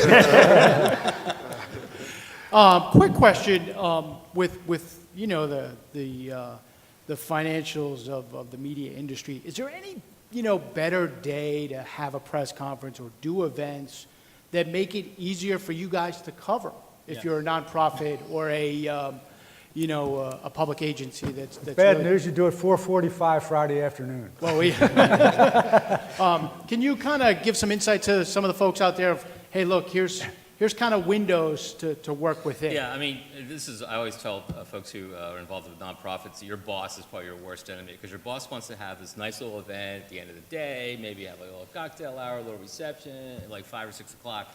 Well, there's 4 TV stations doing news there, so the chances of you getting covered are probably not very strong. So that's really a bad time to do it. Mondays and Fridays aren't really necessarily great because, some staffers work over the weekend, which means you're not as staffed as heavily on a Friday or Monday. Is that the case in your shop? Pretty much. Yeah, right. So same here. So those aren't great days. And I guess kind of middays are good. But here's the thing. I think nonprofits we've dealt with where they're not necessarily offering coverage of an event, but offering the availability of somebody that might, whenever you can set it up on your schedule, is usually a lot more valuable to us. And then it's also a lot more, it's rather than having like a thing where everybody's there. If you, want to be able to interview somebody, that's a lot more valuable to us than, schlepping to an event where everybody in town's going to be there. And just my own personal thing, I tell my reporters never to RSVP for an event. Unless you're serving a hot lunch, I'm not going to RSVP to your event. I'm tired of the RSVP. That's the other thing I'm tired of. I told you I was crotchety. Eugene. A couple things. One is, don't waste your time having people call to check whether you got the press release unless the person knows what it's about. Right. I feel bad for these what sound like interns who call to check, did you get our press release? And then if you ask them a question, they know nothing about it. There are better things you could have your interns doing. The other thing is that sometimes organizations, the head honcho is the worst enemy because the head honcho doesn't really know all the details, but they want to be the face. And for a good news story, you want to get down to the person who really knows what's going on. And it might be that more entry-level person in your organization who's dealing directly with people who can really tell you those interesting, compelling details. But if the verdict from on high is that the president or CEO has to be the person talking. That ruins it. It ruins it because That does ruin it. they only know generalities. And, there can be a space for maybe, one quick comment from the Yep. head honcho in the story, but the more compelling stories are the people who are on the ground level. One other piece of advice that people in public organizations often also don't think of, and that is we are an equal opportunity publicist, and that sword swings both ways. I've always said there are 2 people who call the newspaper, aside from the people who want to complain about the headline on the front page and the fact that we didn't run the TV page correctly. But they are, 1, people who desperately, like probably a lot of you, looking to get something into the newspaper, and 2, people who are just as desperately hoping and praying to get something and make sure that it does not get into the newspaper. And my way of bringing that up is to remind you that, yes, we enjoy being able to cover a lot of your events, and we appreciate the cooperation, but as I said, we are an equal opportunity publicist. I can pretty much guarantee you, if you are a business here in the county, if you're a school district here in the county, if you have a nonprofit here in the county, there's a fairly good chance that we may be calling you someday under maybe not the best of circumstances. When we get a no comment and a click on that phone, we have a tendency to remember that the next time someone calls and say, hey, can you come out and cover our event? Yeah, it has to be, know what role you're playing, especially for organizations where you are the public information officer, and then you turn around and you're the PR person too, and that's when it gets tricky, and I love it, especially like malls. The malls are always the one that I hear from, and they have PR people that call and they want you to come out on these holidays and on these times when they're Black Friday. having the Black Friday and they got the Easter bunny and all this other stuff, and then as soon as something happens in the mall, and then there's no comment and don't come on our property. can't come in here. And what they don't realize is that a big place in everybody King with of a cell Prussia? phone Right. is on your property, and they're like, well, we told you guys not to come. I said, I understand that, and so they just don't realize that when you're doing both, be honest with people, be straightforward with folks, and then I'm a big believer too in establishing relationships on the front end, If you've never been to a television station, never been to a newspaper, you ever just, you don't know what they're doing on the inside. It is somewhat of a struggle. Usually by the time you're having a conversation with me, something has gone wrong. Something is going wrong, and I'm like, oh, it's a shame. This is our first time, having a conversation. And then I would say too, and even in those conversations, sometimes when we put something on TV that you don't like, I'm a big believer in having difficult conversations while preserving a relationship, and I give my reporters that same deal. We're not in the ambush business. We're not in the surprise business. We would prefer that your people are prepared.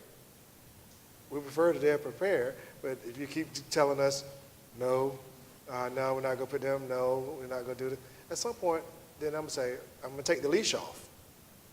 At some point, I'll take the leash off, and I said, okay, go get them. And just depending upon if they're a public information officer or what have you, we'll come get you. I tell people I got a helicopter, you can't hide. A lot of folks, a lot of the nonprofits and other organizations have events on the weekends. And, like every business, it's limited resources on the weekends for TV stations, the radio stations, the newspaper. What's your policy on accepting maybe video from an event or some still photos from an event? Or I'm not sure how you could do it with radio, but maybe a phone interview or something. But what do you advise people to do on those types of situations?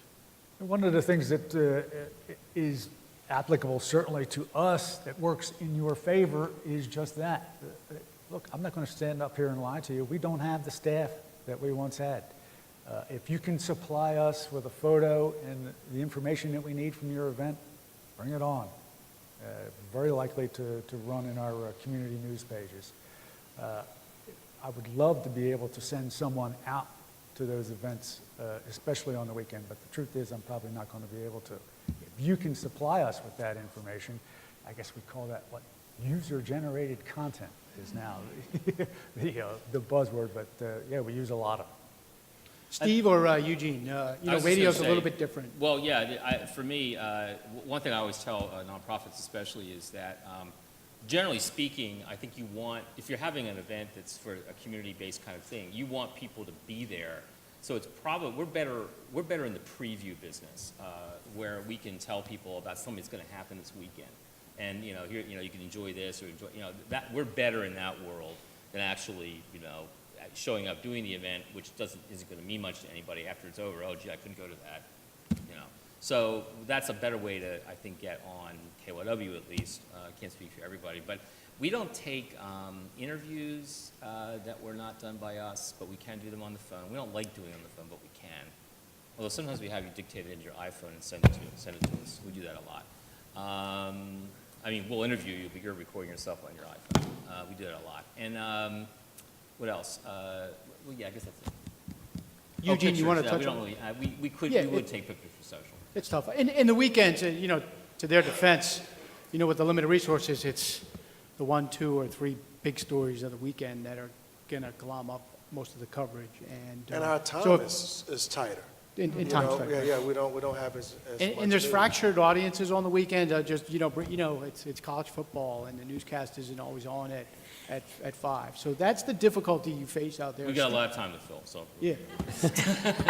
See, 24. But I would second everything he said, that, with weekend events, it's more often a preview type thing. We would take, if you had a great photo from the last time you did that event, that shows that we would use that for the website. And we also have people record themselves on their phones and email us the file. That sounds a lot better than just recording over the phone. The trick is, though, you need 2 phones, either 2 cell phones or a landline and a cell phone. In the recent campaign, we heard a lot about fake news. How has that, affected you and impacted your local news organizations? It hasn't one bit, to be honest with you. It hasn't affected my job one bit. I still do the same thing. I get everything confirmed, and I make sure that everything that is on the air has been confirmed, and it's 100%, or else it will not go on the air. For me, it just proves every day that we wake up, we have to prove ourselves, we have to be accurate, we have to be correct, we have to be fair, and you know, when we're called the enemy of the people or the state or whatever was said, you know, I'm sitting here right now texting with one of my reporters in Puerto Rico, you know, and worried about him, and a photographer, and that doesn't sound like the enemy of the people to me. You know, no, we're just as much the first line of defense and of information as anyone. You know, I told you I lived and worked through Katrina, and I truly believe that people around the country didn't know that the flooding was as bad until we put pictures. We had to go out and get it. And I was sitting in the city and I didn't know how bad it was. And finally I had to, you know, tell somebody, all right, yeah, you know what, go, and it's 4 of you going together, be careful, get that video and come right back. And I'm looking at this video, it's like, oh wow, okay, we got to get this out. We got to make sure the networks and everybody else sees it and the country sees it. So, you know, I think that we have to be, as journalists, you know, true to the principles of the profession. And our principles of our profession, I believe, will withstand the test of time, news stories, people, and presidents. But here's where we're guilty. And I've been complaining about this for years, and nobody's going to listen to me. But you know, almost all websites run those crazy stories that, you know, they want you to click on, you know, pictures of TV stars from the 70s you're not going to believe. I mean, news websites have those on their sites. And that's where a lot of the fake news lives, is in those sections of websites. And we accept those who are in the digital space, because there's money. We get paid, you know, by the click. And because digital media doesn't make enough money, that's going to be something, I guess, that's going to persist. So I feel like we're not completely innocent in that realm. I think we're part of the problem in that area. That's something that I just hope that the industry thinks about a little bit more than it does right now. Eugene? I think fake news has different meanings. Some people just ascribe fake news to anything that they disagree with. And that makes it harder to do journalism if you have a section of your audience who feels that way. So that, I would say it does affect us in that regard, because it's become this thing that, like, if you know, I think most people can agree with stuff that's made up from whole cloth and posted as if it were true, that, you know, is truly fake, and we can all agree on that. But you know, people's opinions about something that's happening can be very different. And if our reflex is, well, I don't agree with it, so that's fake news, it certainly makes it more challenging. You know, it makes it more challenging for us, our people, our reporters, to get people to agree to talk to us, because then, you know, I find that there's somewhat more resistance in that realm. People are a little less likely to want to talk to reporters and have their quotes be put online or put on the air. The making of the sausage and the making of local news it's a messy business. Unbelievably competitive, unbelievably demanding. A lot of critical decisions made each and every day by you guys. What's the best time, though, for folks out there in the community, either nonprofits or other organizations, to reach out to you to get a fair and valuable assessment of whether they got a great story or they got a bust? Steve? Real quick, just so, excuse me, if you do have a weekend event in television, I don't know the way it is actually in radio, but we have weekend planners. Somebody's planning the weekend events, and that's usually on Thursdays. So you would need to know who it's usually the morning assignment editor on Saturday and Sundays. They usually plan for the weekend events. So you need to get in with that person, because that person will put the event on the day sheet for that day. Is it the same with you, Mary?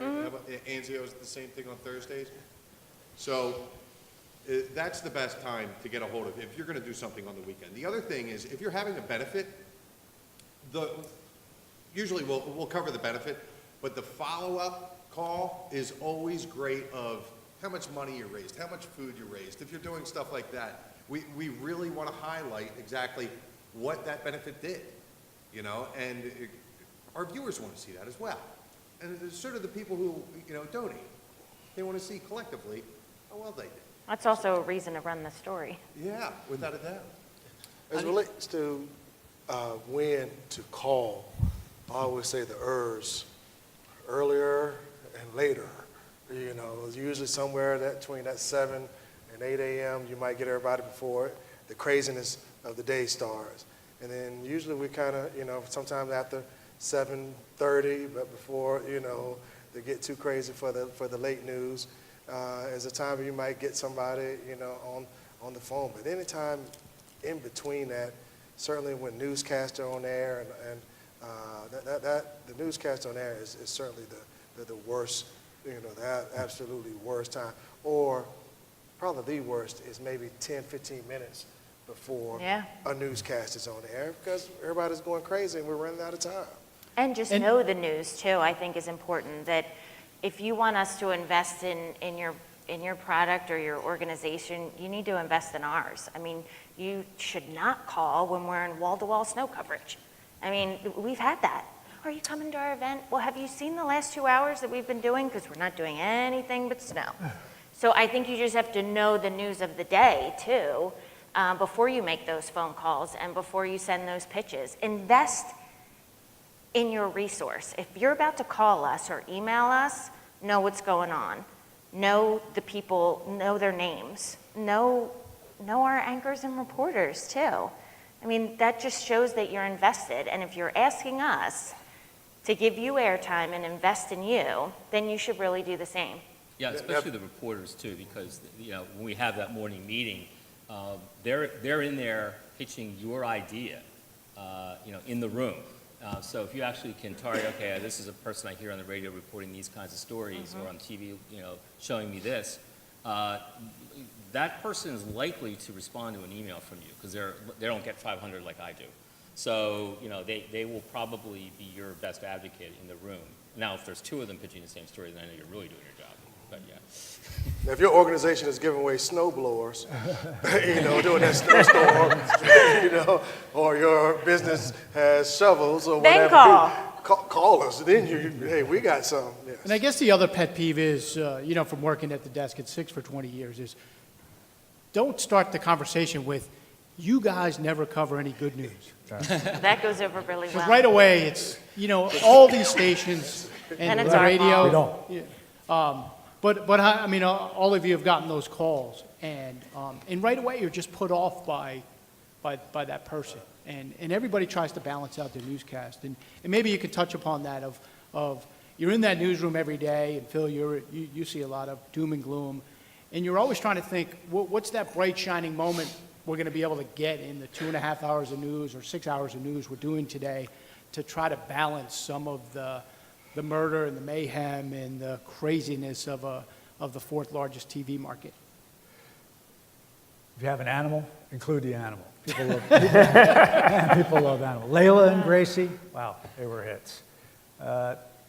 One of the things that I wanted a little bit to hit on is this idea of everyone is talking about what we have and what we're doing. And I would issue a warning for everyone here at this table and for everyone out there as to what we are not doing or no longer doing and the danger that lies therein. The truth of the matter is we are not covering communities the way we once did. And the fact that we are not there and that there is not that light being shown upon those procedures is a very, very dangerous animal out there. There are things that happen when there is no one there to see it and report it that maybe would not. So I would tell you to value, take stock in your local media. It is very important. I was absolutely stunned at the amount of time and effort that we have put into covering what I happen to consider the most important economic story in the region. Well, maybe number two, until we figure out where the hell Amazon wants to go, is this pipeline story here in the county. And I was flabbergasted to see some comments from people at a local township meeting saying, where did this come from? When did this happen? That are completely aloof and out of that loop. As much information that is out there, you know, I don't know what maybe they were watching the Kardashians, but they weren't aware that this thing was going to show up and dig up their backyard. It's a very dangerous, slippery slope to go down. Anybody else? Steve Butler? I think one of the additional dangers of what was just said is that these county township boards and even courtrooms that don't get a lot of attention from reporters slip into this world where they think that at some point they don't even have to let us in. And that's something that is I find more and more. Like a reporter will tell me, well, they wouldn't let me in. So what do you mean they wouldn't let you in? Of course they have to let you in. Lay down on the threshold. They gotta let you in. Well, they're gonna arrest me. Okay. I'll send somebody else out. But it's like, that bothers me because I think, and again, that's because we have not been as aggressive at being there, and I think it's allowed people to and again, I don't think they're being mean about it. I think it's just that they don't understand that the media is supposed to be at these things. I think it's part of the problem. Anybody else want to touch that? As you guys continue to do more and more with less resources, is there, what particular days though? I mean, let's frame that again for folks. Like, is it Tuesday through Thursday the best day? Is it, a Monday when it's, hey, we're coming off the weekend and it's still soft? What are you guys advising folks out there? For a day to pitch stories? For, daily. It definitely, we're in the news business. It depends on, I know I keep saying this, but it is important that it depends on what the news is. But I think typically Mondays. You're just going into the week. If you had to pick a day, it sounds so funny for me to say that though, because it really does depend on what else is going on. Yeah. Besides the day, there's always this standard time that everybody thinks that we should have events. It's either 10 a.m., 11 a.m., or, 1. Yes, there's lack of resources here and there, but the technology of television has grown to the fact that we don't need a live truck to put up a, 30-foot mast these days? We have these little boxes called Dejeros that feed back video instantaneously through cell phone signals. So having a 2 o'clock event, having a 3 o'clock event, we'll make it on the air for 5 and 6 o'clock. It does not have to be the 10 a.m., 11 a.m. slot anymore. It's actually, the day's open. And since the day is still so crowded at 10 and 11 in the morning, the chance of something happening at 1, 2, and 3, making it on the air, is a lot greater than something happening at 10 or 11, because there's so many people doing the 10 and 11. So stand out from that 10 and 11. Do something in the afternoon. What? I mostly agree, sort of. Well, you don't have to share. It's your radio. No, we have this. We have to share. Well, in radio, we've got newscasts all the time. Yeah, all the time. Right. So, it's less of a, strategic window within a day. I find the one day that I just don't have bandwidth to pitch things that aren't on fire, field pitches that are not on fire immediately is Friday. Friday, there's a lot of work that we do in terms of prepping things for a weekend and the following Monday in terms of things that we can lay in advance and to add to the things that we're putting together during the weekend. So Fridays are particularly busy in my shop. Well, we really have to know in television whether you're expecting a package with a reporter or a VO, which is just a 30-second, 25 to 30-second, you on the event on the air, a VO with sound, somebody from your event speaking as well. We don't send reporters to everything. We have photographers that are going very capable of getting the best shots there, and they feed it back right away. And that's why it's so easy to get on in the afternoon. I think for us, our folks are doing 500 things all at the same time. They're trying to get from one event to the next. So if you can make parking easy for us, again, I'm into spoon feeding. Yeah. thing, make parking easy for us. 2, tell us your most visual time period. You got a 3-hour event. Help us out here. Hey, you say, you know what, if you're here in this, between 12 and 12:20, we're going to have balloons and elephants walking backwards or something. I don't know, whatever it is. But you can just kind of tell us right in there, that lets us, know that, and we're going to save a parking space for you so you can get in and get out. And here is the cell phone number to the person on site. Here's the cell phone number to the person on site. And then after the event, after we leave, go ahead and send a quick, here's how the event went, here's all the people that showed up. I mean, have that ready, because normally that photographer that came without a reporter is going to go drop the video off or just feed it back in live, and he's going to the next thing. And some producer who is not at the event is now going to write this story to represent you. So you got to have some information, already back in their hands, not what you sent out on the beginning about what the event was going to be like. You just could kind of reinforce it on the back so that you can make sure whatever information that you're trying to get on TV, that producer or the anchor, whoever it is writing it, can write it with some facts. And since we're in the center of the universe in Delaware County, I want to have Phil ring in on that and just, let folks know what's the best way to reach out to you folks over at the Delco Times. As much as I hate it, email's the best way to get something in. One of the things I was going to add, and then I thought maybe, no, I shouldn't, but maybe I probably should, because it does, in fact, still happen every once in a while. Phone call, wow, great story idea. Yeah, that sounds like something we'd really like to do. When is it? 15 minutes from now. Yeah. Please don't do that. Give us a week or whatever. Preview is an idea that we like to do, in part for us, but also in part for you. If you're looking to have an event where you are hoping to get the public to take part in, well, get us the information a week or 2 weeks ahead of time so that we can get something in to let people know that we run it the day of. You're not going to get the traffic that you're going to get. But by all means, email us and read the newspaper. Read it and see how we write those kinds of events. And when you're giving us something, mimic what you see in the newspaper. Know, hey, you know what? When that guy's title is before his name, they capitalize it. When the title is used after his name, they don't capitalize it. Those are little things that make it easier for us to move that information into the paper.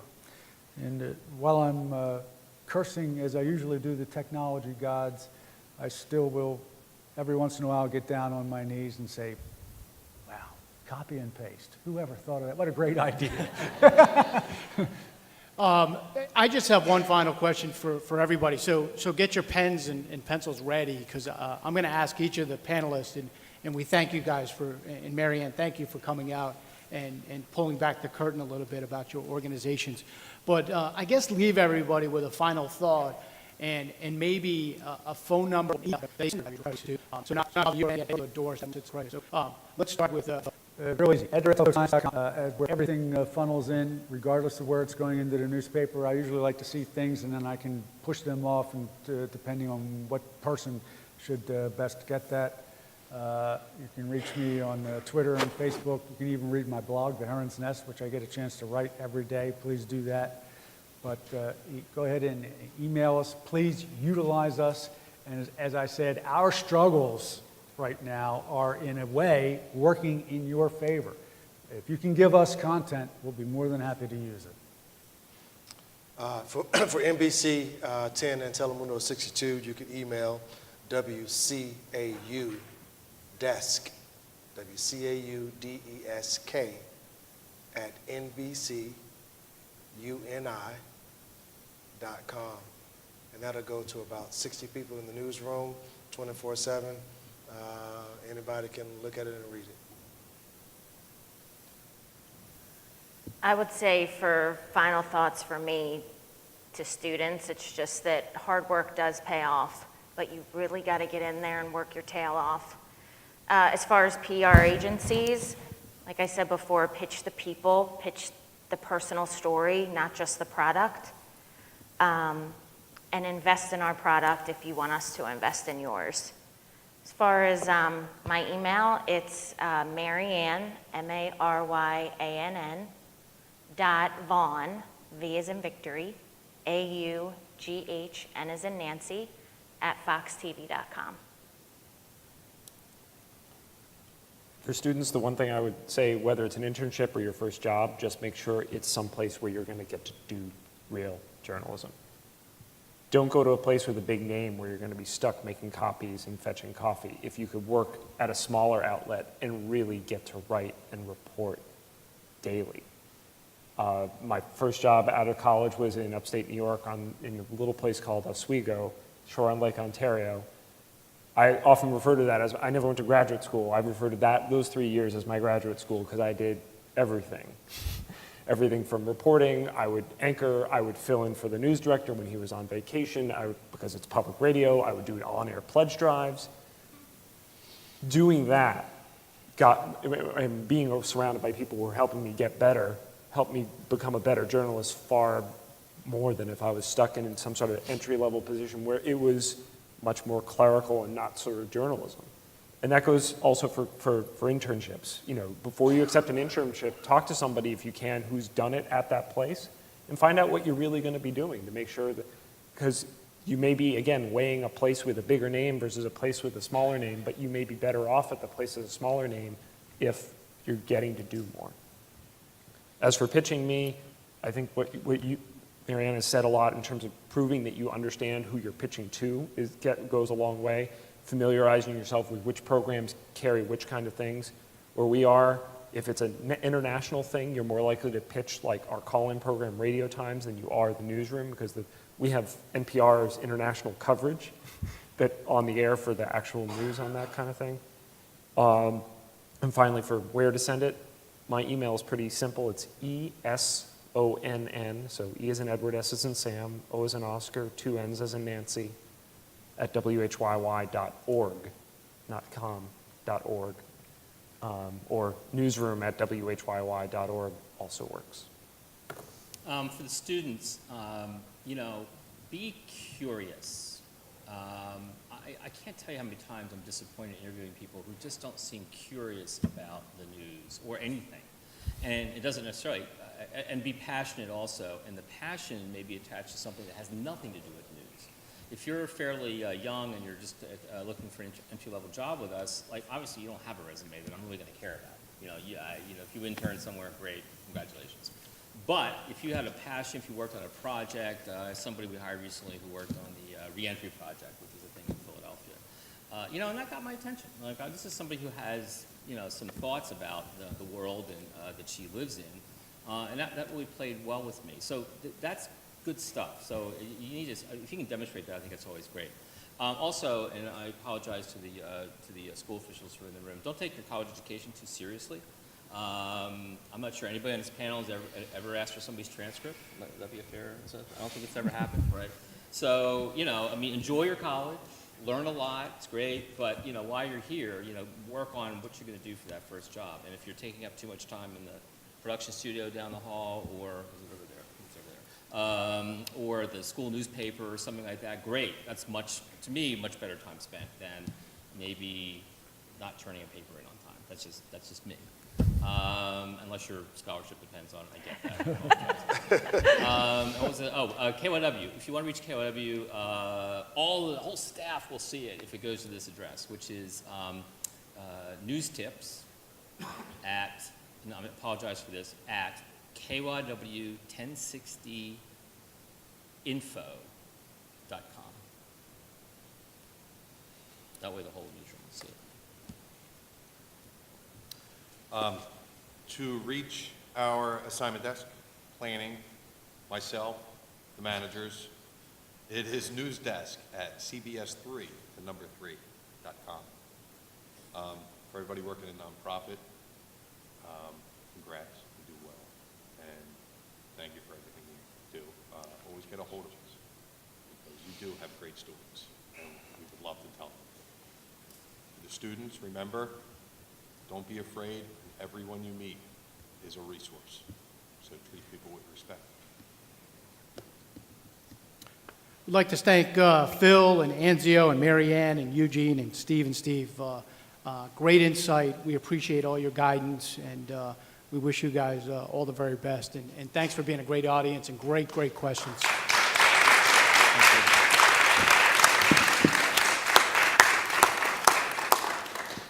What's that?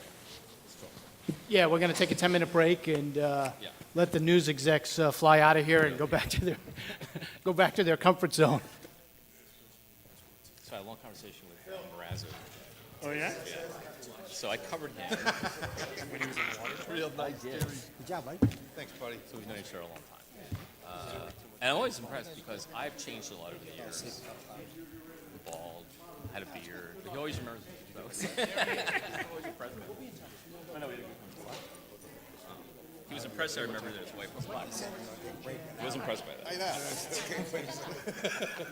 It sounds like things are good. I was telling him about the. Thanks, Bob. Thanks, Hey, Mike. thanks, Steve. Always a pleasure. Yeah. Steve. Good luck. I'll call you later. Jim, you get a good time? Thanks for coming, man. Thank you. I was talking about the people who the lead behind. Oh, Thank you so much. thank you so much. Thank you. Train mission. Thank you. Which is like fascinating. I don't know if he owns up to that. So obvious. Thanks. Oh, my God. Thank you. I mean, I bet he said it's working very well. Well, you know, did he tell you about the reason behind that in terms of some of the Great meeting you research? guys. Oh, Take care. I'll give him my best. Yeah, good to see you. sure. See, Yeah, you too. I worked at Fox for a little bit, but nobody's there What do anymore. you got going on? You got anything going on? Except, Except for, too much apple juice. No, he wasn't. no, except for Steve Keeley. He was there, and Tom Fred too. Those are our, really? See, Steve? I'm going way back. See ya. Yeah, you too. You did well. You did well. You guys didn't lie too much. Yeah, not only a little bit. Try not to. Just tell them never to call it Friday. No, They did. So, like, we did some research, audience research, and the number of people who didn't know enough about WHYY to have an opinion about us was way higher than so these people are, he said they seem to be very well trained, the people that are knocking on the door, Yeah. and they'll engage in a conversation. Yeah, I mean, it's not the only thing we're doing, but we're doing, like, it's part of the overall strategy that we figure that that is a tremendous opportunity in terms of, like, well, there are people who know us about it and are not regular listeners. Well, you know, they made up their minds about us. But if there are people who don't know us enough about us to have an opinion, that's potential audience. Yeah. The old politics. Yeah. Yeah, well, you know, You tried to tell me there was no strategy to the zip codes, which I know is a lie, because I see those numbers. I know you have hot zips just like I have hot zips. we have hot, we have hot zips in terms of where we have membership, but we also have, Well, in terms of listening. yeah, and listening. No, but sometimes there are places where you have listenership but not membership. And not members, that is correct. That's correct. Well, that's the same problem we have. Like, we know, because we get, anecdotally, we know we have a lot of listeners in certain places where the boys cemetery here. And that's just our life now. So we know, like, we have a lot of listeners. Like, lower, we already get a lot of feedback whenever we do something. It's big, but nobody's like one year. There's no one. Right. So, Yeah. so, yeah, you do what you gotta do, but it's like, it's parts of it. Okay, that's good. I know, Run it to Ben. 95 so that all the kids can see it. So just let us know. So definitely like our. Yeah. Yeah. No, she was a year in August. were you there before her? Or? Yeah, I've been in this job since April 20. I was brought in. You'll look just as good as they will. I was, so I had, talking to Michelle before. So I got, well, Dave Davies worked for us. Right. You left WHYY the first time to go to KYW. Correct. Correct. People were impressed when I. Yeah, not even, yeah. Just try to blow through them and, yeah, we'll try to just blow through them and then,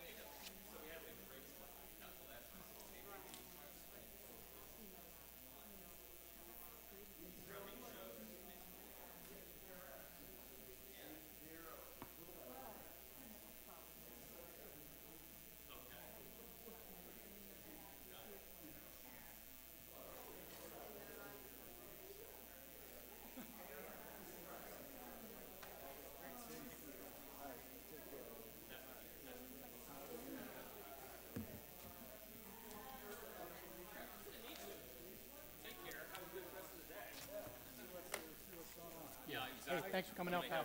Yeah, Steve, thanks, pal. Yeah, take care. Let's get together too, you know, grab a beer. Are you still in the same?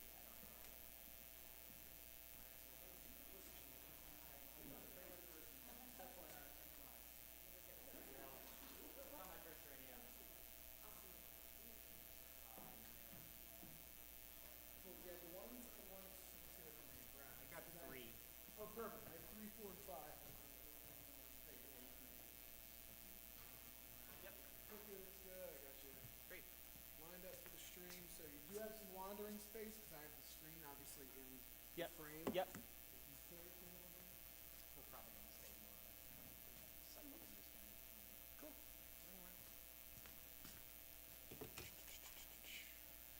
I was joking around with the host. I said it wouldn't be a live presentation if someone forgot to turn their mic off.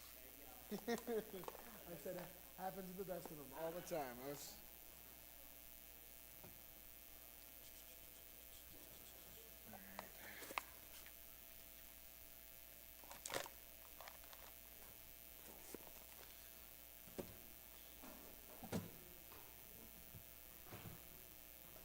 Awesome, awesome, cool.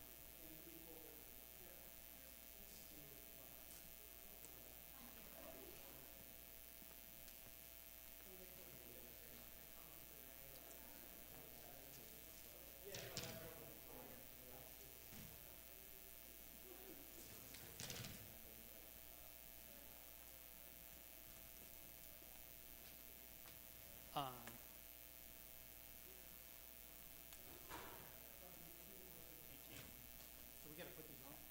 Hook up, man. Hook up and in. Or stream. This on? No, not on yet. Hot mic. Hot mic, heat mic.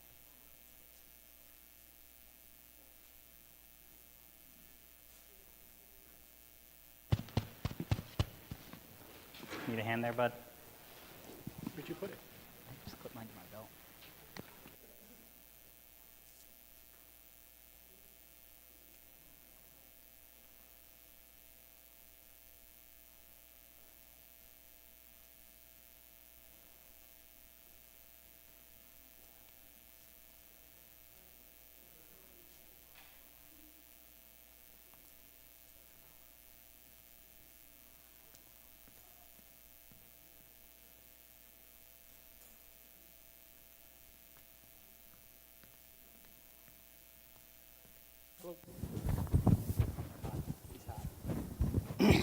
Test, test.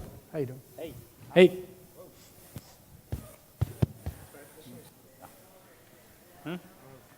Oh, you don't got a foamy thing? Oh, well. Just get a little more breathy in there, Pete. Where'd he put him? Where'd he put him? Testing.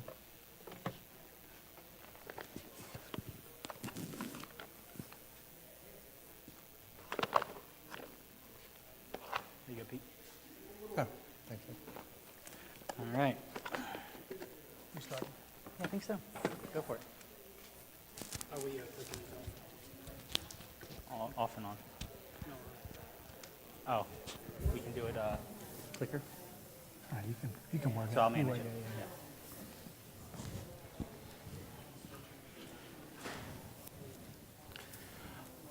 All right, why don't we, you want to wait a second? All right. No, it's okay. Wait for Danny to get back in.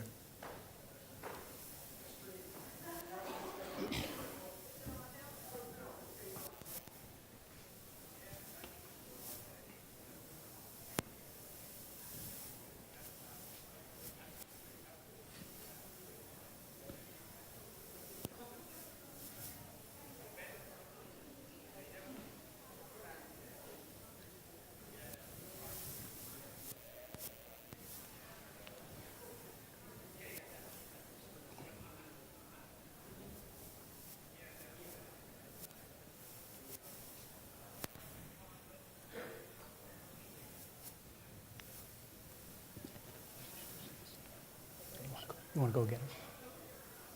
And we can,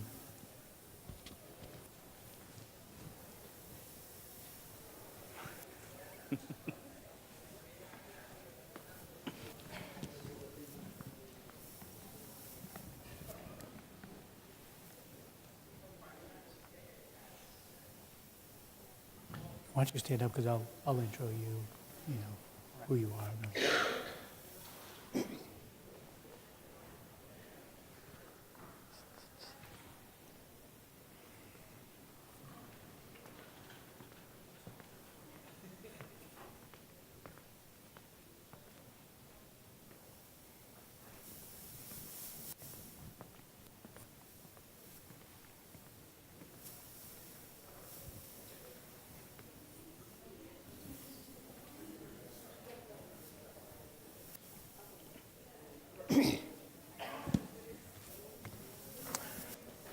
Hey, folks, thanks for coming back in, and thanks for staying around for this media training we're going to do for you. It's going to be media training on steroids. You know, we're going to kind of blow through a bunch of slides. I mean, we had no better media training than, you know, talking to all of the local news outlets in the Delaware Valley. So that's great. A little bit about myself. My name is Mike Nealon. My bio's in there. Don't believe everything in the bio. But I was behind the scenes for 20 years at Action News, so I've covered my fair share of doom and gloom, and then I've also covered some incredible stories with some nonprofits and just regular people, and that's what we try to do. We try to tell stories about regular people, and because that's what resonates with viewers, and you know, it's easy to get caught up in the doom and the gloom and the stuff that leads the newscast, but I look at the newscast after the first 10 minutes. Sometimes you can see some incredible stories out there. But I just landed over at Bellevue. I was kidnapped in the middle of the night out of Channel 6 and joined my two esteemed colleagues. I love these guys. I've worked on the other side for almost 20 years with these guys, sometimes doing hand-to-hand combat and sometimes just trying to shape a story. And first and foremost is Pete Peterson, and Pete can talk a little bit about who he is, but he's a guy that lives and breathes and eats in Delaware County, and he's an incredible resource to get to know. Pete Peterson, as Mike said, grew up here in Delaware County, from Springfield originally. I got my involvement in public relations going down and working on Capitol Hill in Washington, D.C. As you heard from a lot of the news directors, my goal going to college, I always wanted to be a press secretary for a member of Congress. And so when I graduated, there's an opening down there as a staff assistant, basically answering the phones and giving tours to the Capitol to people. And I just wanted to get down there and, get my feet wet. And I was very fortunate that, 7 months into that, a job as the press assistant for the member of Congress opened up. And I was given the opportunity to pursue that. I jumped at it and went on to become press secretary, and I worked down there for 5 or 6 years before moving back home when I got married, and was lucky enough to land at Bellevue. Got to do a lot of what I did down there in D.C., a lot of policy and government relations type work in the PR realm, of course. But we have a really good team at Bellevue. It's enjoyable to work with a lot of the PR professionals or former news people we have in our office now. And that really, I think, helps to guide us in terms of determining, is this a newsworthy story? And, what's the best way to pitch this type of event? And we're hoping to be able to share some of that with you. So I'll turn it over to Alex, who also works at our firm. Hi, I'm Alex Steyer. I'm account executive at Bellevue. I've been there about 5 years. I have a non-traditional communications background. I actually graduated from Drexel University in 2006 with a degree in music business studies. Worked in the nonprofit field, performing arts kind of realm for a couple of years, and like I said, landed at Bellevue 5 years ago. All of the experience that I had done in my previous work kind of revolved around communications and pitching stories. Kind of learned how to write press releases, do some digital media, social media along the way, and opening came up at Bellevue, and they were looking for somebody young who had a little bit of a different kind of skill set, again, that was a little bit more geared towards social media and digital media, as this has been a pretty expanding scope. So Bellevue as a firm has been around for about 17 years now, and folks like Pete, our president Kevin Feely, also very experienced in government relations, kind of little 1 foot in that side of things, 1 foot in Dead Set Media, a la Mike and a couple of other staff members. So yeah, it's a great place to work, and like we said here, we represent kind of all across the board from nonprofit entities, corporate entities. We do, again, digital and social media for some of our clients, and we also do a fair amount of just sort of like I said, sort of splitting the line between government and public relations. The idea being that we sort of function as an arm when you're trying to influence any sort of policy or legislation from the government perspective. It makes a lot of sense to be influencing public opinion at the same time. So that's sort of a quick overview of who we are. And we did have that last slide, that last line, Oh. when it says firing line experience. I mean, we really have firing line experience. And sadly for you guys, trying to navigate that media landscape, it's just hard for you as a nonprofit or some organization to call into a newsroom and say, hey, you want to come cover my story? And it'll take a bunch of no's before you're going to get that yes. And it's going to be hard to break through. But today's typical day in a newsroom, and I tell this all the time when I go out and do media training. Look, reporters are not sitting in the newsroom saying, hey, I want to really go mess this guy up today. I want to go lump up this government agency, or I want to go lump up this nonprofit. No, they're going in and they're flying blind, because most reporters are general assignment reporters. So they're coming in and they may go from anywhere in the region in the 3 states that the television stations and the newspapers cover. And so they're coming in sometimes with less info than what you have, and you might be able to feed them out on the street. So don't think that just because a reporter shows up at your door that they're there to knock your block off. They might just be there because they need insight, or you're going to be the expert, or you're going to provide analysis. So if that's the case, hit a home run with that. If they're coming to you for another reason, that your group or organization did something negative, then you better be ready for all the tough questions. But what makes a great story? Obviously, you heard it earlier today. I mean, breaking news is king. Nothing else gets covered until the breaking news of the day has been satisfied. So that's a real trouble. That's troublesome for guys like us that are pitching nonprofits or other government-related stories that may be further down in the newscast. Drama and controversy, good guys and bad guys. But what everybody wants is that news that viewers that they can use, and somewhat of that clickbait. What are people going to relate to? And most importantly, in the news business, it's all about the demographics, right? So we all read and we all see about, and we all talk about ratings. Well, that demographic that people want to get is the 25 to 54-year-old demographic. So if you're 55 and over, the news business doesn't want to, they don't really count you, which is totally, it's crazy, because you think 54 and over have expendable income and they're spending money. But the demographic that they're selling to advertisers is the 25 to 54 demographic. And so that's the sweet spot. So if you have something that's got a little bit of a social media twist to it, or a social component, my God, they're gonna jump at that. Yeah, and that's a great, leading off of that, the clickbait concept, especially I think in today's media market, you really have to think about, I think Eugene made a really good point about the story that had to deal with people who are audio or visually and audio impaired, and how they're using the internet, and how much that hit a specific community that is active and sharing online. So that's just another really important thing to think about nowadays, is not only are you trying to get your story across, but again, thinking about the audience and who are you impacting, and what outlet might be reaching that audience. Because again, Philadelphia media market, we have 4 TV stations, we have a couple radio stations, your print publications, your major ones, Inquirer, Tribune, Aldea. There's a lot of specialty publications, and now there's a lot of online-only publications. So Billy Penn is another one that's covering a lot of local news and doing it in a very unique way that is dead set in that clickbait kind of concept. Philly Voice, exact same thing. It's online only.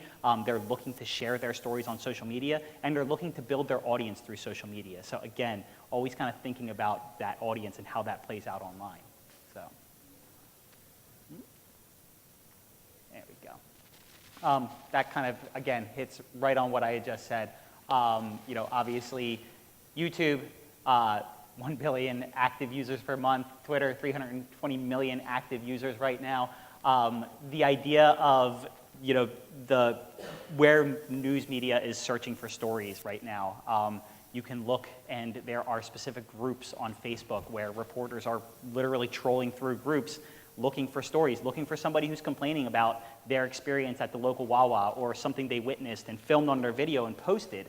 All that stuff now is fodder for the newsroom. So. And in the first 3 bullet points, what sticks out? You know what that is? It's free.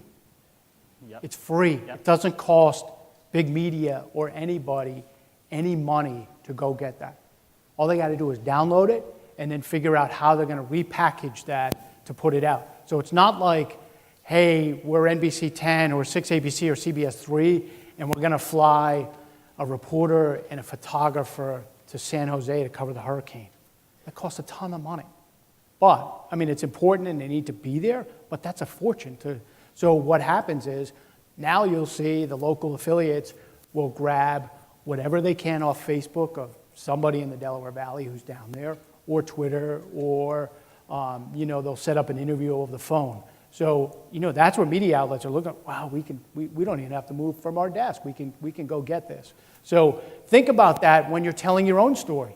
If you're a nonprofit and you can't fight through some of the noise of TV and radio and newspaper, you can package your own story on Facebook and Twitter and see if it gets pushed around, and maybe it lands in somebody's inbox at a station and they're like, wow, and then they may call you and say, you didn't shoot it that great, but we want to come out and kind of reshoot it. Can we do that? And then you're there to say, sure, we'll set it up. What time you want to be here? We'll have everybody, everybody on site. So some of the common misconceptions, and some of the clients I deal with, they have a negative view of reporters, I guess. They think that the reporters are out to get us. They're just looking to slant the story they want it, the way they want it, framed. By and large, that's not the case. Reporters are, trying to do their job.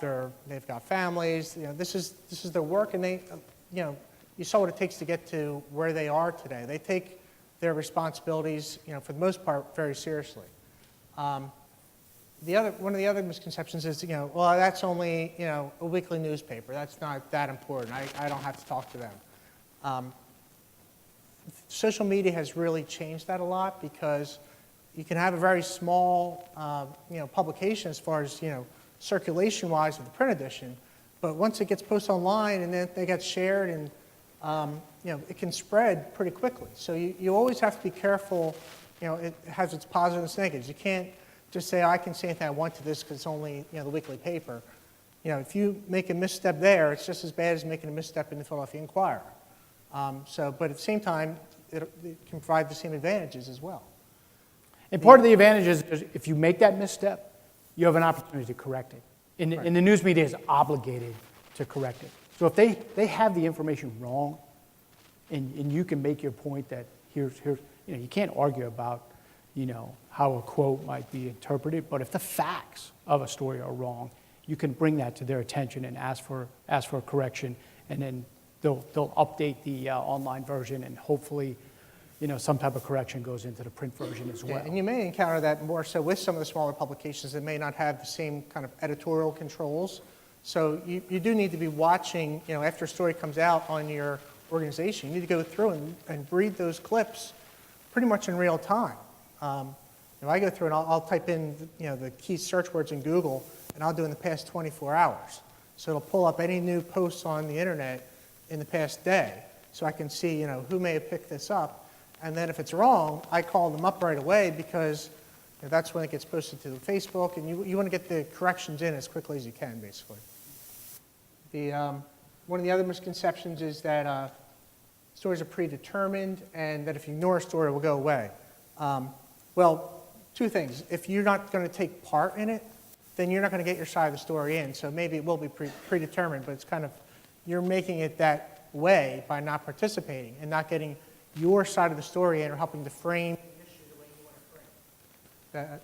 And as far as ignoring the story and going away, they're going to write the story without you if you don't participate. So you always want to be involved and making sure that you're getting the key messages out. Even if it's a negative story, you want to participate and make sure that your view and your side is being heard.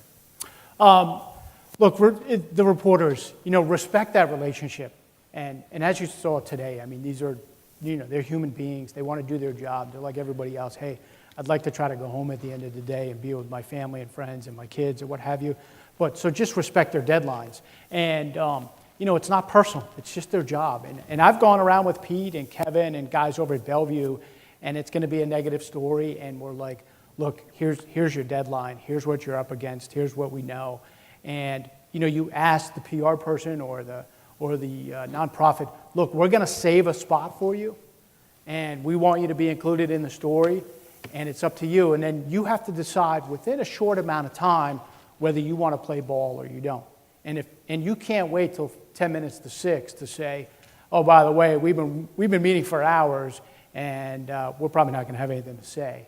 Really kind of a fatal mistake. So just, if it involves your organization, jump in right away and just try to, at least try to hold the reporters off for a little bit to say, hey, this is the first we're hearing about it. We're trying to figure out what it is, and then say, look, we will be back to you with something, and then, deliver on that promise. Respect the deadlines, respect exclusivity. So if a station calls you and says, hey, we want to come down and do an exclusive story on this great program you have, and you're like, all right, great. Well, you can't call Channel 10 or Channel 3 in 20 minutes and say, hey, Fox is coming down to do a story. Maybe you guys want to do it. So you got to respect that. That's not a fun way to play. Be accessible, and we talk about this all the time with clients. Be accessible and get that bad news out quickly, but be available as a source. Like somebody may call you just, hey, I want to learn more about funding for this nonprofit group, especially with budget stories coming up now where, the state budget's on fire, right? So you have reporters out there, young reporters, who don't understand how the budget's put together and how it's going to impact your organization. So you may be a source for them, like, here's how we get funded, or here's how we're going to be impacted by the state budget if this check doesn't get cashed. And that's where we say be a resource, even if you don't have a story to sell. Yeah, and Mike said something to me the other day, and it really stuck with me about on this kind of be available for bad news as much as you are for good news. And in our field, we book a lot of public affairs opportunities for our executives, radio shows, television shows, pretty much soft news kind of opportunities. And the idea there is that you can look at that as, from your own perspective, practice for when things do go bad. So be proactive and be available when there's good news and when you can share that, because it's going to make it that much easier when it's time to respond when bad news does come around, because ultimately the accessibility option or the accessibility concept is huge there. You have to be available when the news wants you, and the more you're practiced and the more you're set from your public affairs opportunities, from any other speaking engagements that you might do, the better you're going to do when the camera's hot and the story's hot and you're trying to respond to that. So this kind of hits right on what we were saying here. So yeah. You can go through that. Come on. There we go. All right. Print tips, know the ground rules, off the record. I tell people all the time, and look, we're in a major market for television and radio and TV. Never, ever, ever go off the record. Because off the record means a bunch of different things to a bunch of different people. So your best bet is, when that question comes up, you just say, I can't answer it. I'll try to find out an answer for you.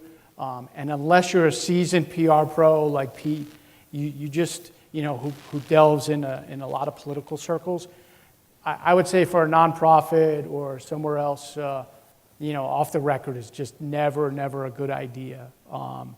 Police chiefs and other law enforcement they go off the record, they're fine, but they're doing it every day. But you as an organization, just try not to go off the record. It's just not gonna end well. And always be ready for the in-depth questions. Have some facts and figures to back up your quotes. And if you make a mistake in the interview, and if something doesn't sound right in your head, just self-edit. Hey, so-and-so, that didn't come out right. Can I say that again? Can I correct that? You can do that with print and you can do that with TV. So if you're being interviewed and you stumble and bumble over your soundbite, just ask the reporter, hey, can I say that again? Because the last thing the reporter wants to do is put the, especially in a feature story, they're not there to embarrass you or, make you look like a fool. So they want the best concise 10 to 11 second soundbite. So don't ever be afraid to say, and then make that part of your answer. So if you're doing an interview with Vernon Odom or John Rollins or somebody, just say, hey, John, hey, Vern, that sounded like a mess. Let me try that again, and then just gather yourself. And that's your right to do that. That's your right to do that. So don't be afraid to do that. For all of these, I just want to make a couple points. One of the things I like to tell people when they're preparing for an interview is to think in threes. It's called the rule of threes, and our brain is kind of programmed to think in groups of three. We remember three things. You have stop, drop, and roll, faith, hope, and charity. So always come up with the three messages you want to get across, not just in print but also in TV. And everybody should understand that preparing for print is different than preparing for TV. Preparing for print, the reporters are going to tend to get much more granular and deeper into subject matter. You have to be prepared for that. But at the same time, if you don't know an answer to a question that a reporter may have, particularly when it comes to print, just say, hey, I don't have that information right now, or let me check in on that and get back to you. I don't think anybody expects you to be the expert on every minutia of a certain subject matter. So just going to say, hey, I don't have that right now. Let me check into it. I'll get back to you next hour or two. And they'll respect that. Yeah, and their deadline is not as tight. So, if you say, hey, I'm going to need some time to get that answer, but make sure you get back to them. Make sure you call them back and say, geez, I've been looking, I really can't find it, or, I'm going to have to call somebody else. And hopefully they can live with that. TV tips, I tell people all the time, maximize your pre-interview time. So when the reporter shows up, hey, how you doing? Just ask the reporter. Not specifically like, hey, what are you going to ask me? But you can ask them, hey, what's your story? What are you trying to accomplish? What's the mission with your story? And you're doing that all kind of off camera, so then you can kind of on the fly, all right, here's their perspective, here's what they want, here's where they're coming from. So, don't be afraid to maximize that, to talk to them like, hey, anybody else participating in the story? Or, where are you going next? Or how tight are you on a deadline? And just have some of that small talk. I just want to add one other thing to that. There's the pre-interview time, then there's the pre-interview time, I would call it. Right. So if you know reporters coming out, you basically know what their questions are going to be for the most part. You get a general sense of what kind of, what you're going to be asked. So go in front and go into the bathroom, find someplace with a mirror, and practice responding to those questions. And it's even helpful to have somebody else in the room because when you say something, it can come across differently or not sound right than opposed to you thinking it in your head. So practice what you're going to say and then listen to it or have somebody else listen to it because what you think you're going to say and what you actually say may be different things, so it's good to get that practice time in. And these are all self-explanatory. Sit or stand up. You can smile a little bit. Always look at the interviewer and not at the camera. So, they'll stand you here, the interviewer will be here, the photographer's here. You're always just talking to the interviewer. And just try to make it a conversation. And always assume you're always on camera. And if it's something, it's kind of dicey, just be careful what you're talking about just in case somebody's rolling. But most of the time they'll say, hey, we're rolling, we're ready. And, or you may want to ask if you're doing small talk, hey, you're not recording this, are you? And then that way, you just want to raise that flag. Yeah. Dress appropriately. Less jewelry is always best. Soft colors. I tell people jewel tones. And then men, dark suit or gray suit and, blue shirt. You see what they wear, try to emulate what they wear. You could wear jeans, and as long as they're going to shoot you from, chest up. One other thing on the TV interview, just when you're doing TV interviews, unless you're in like a public affairs sit-down format with a host, don't call the reporter by their name during the interview. Because I used to work for a member of Congress, and he had an interview with Dan Rather, and he kept calling him Ted throughout the interview, like Ted Koppel. And you could see, it was already a bad interview to begin with. And you could see Dan Rather's face just get redder and redder and redder. But, so one, you could mess it up. But second of all, you know, a lot of times they're going to take that, and they may not even have the reporter necessarily in the piece. So if you're using the reporter's name, you basically just rendered that quote unusable. So don't say the reporter's name unless it's like a sit-down type public affairs show. I mean, unless you're going to say, hey, that's a great question, Dan, you know, but, Right. but I mean, don't drop it into, you know, into the quote or into the soundbite. Radio tips, pretty self-explanatory. Always try to use a landline. I know cell phones are great, but there's nothing like a landline to a phone interview. Be conversational.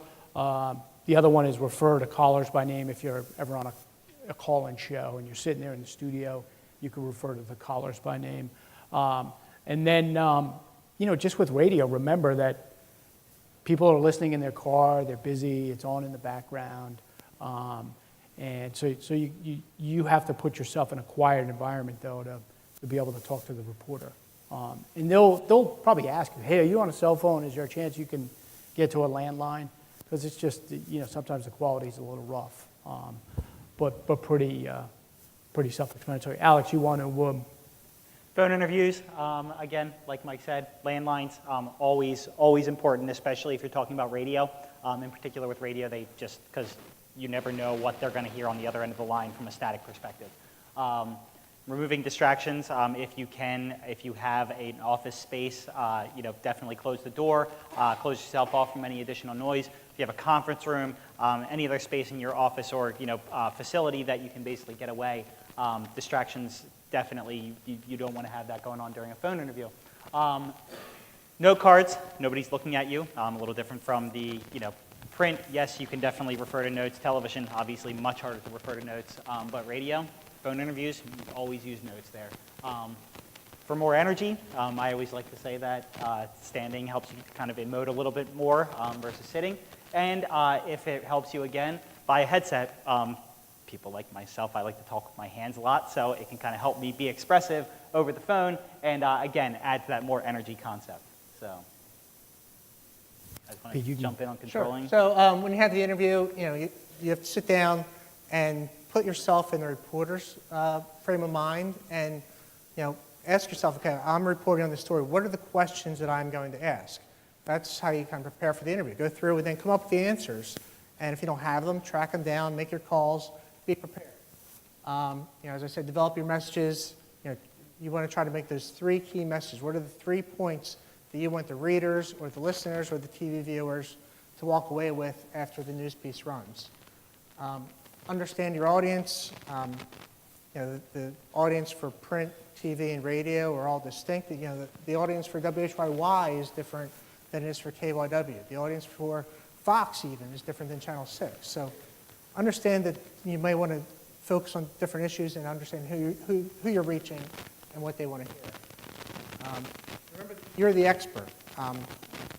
In most cases, unless you're talking to industry publications, you're going to know 10 times more about the subject matter than the reporter. So be a source, explain it, provide details.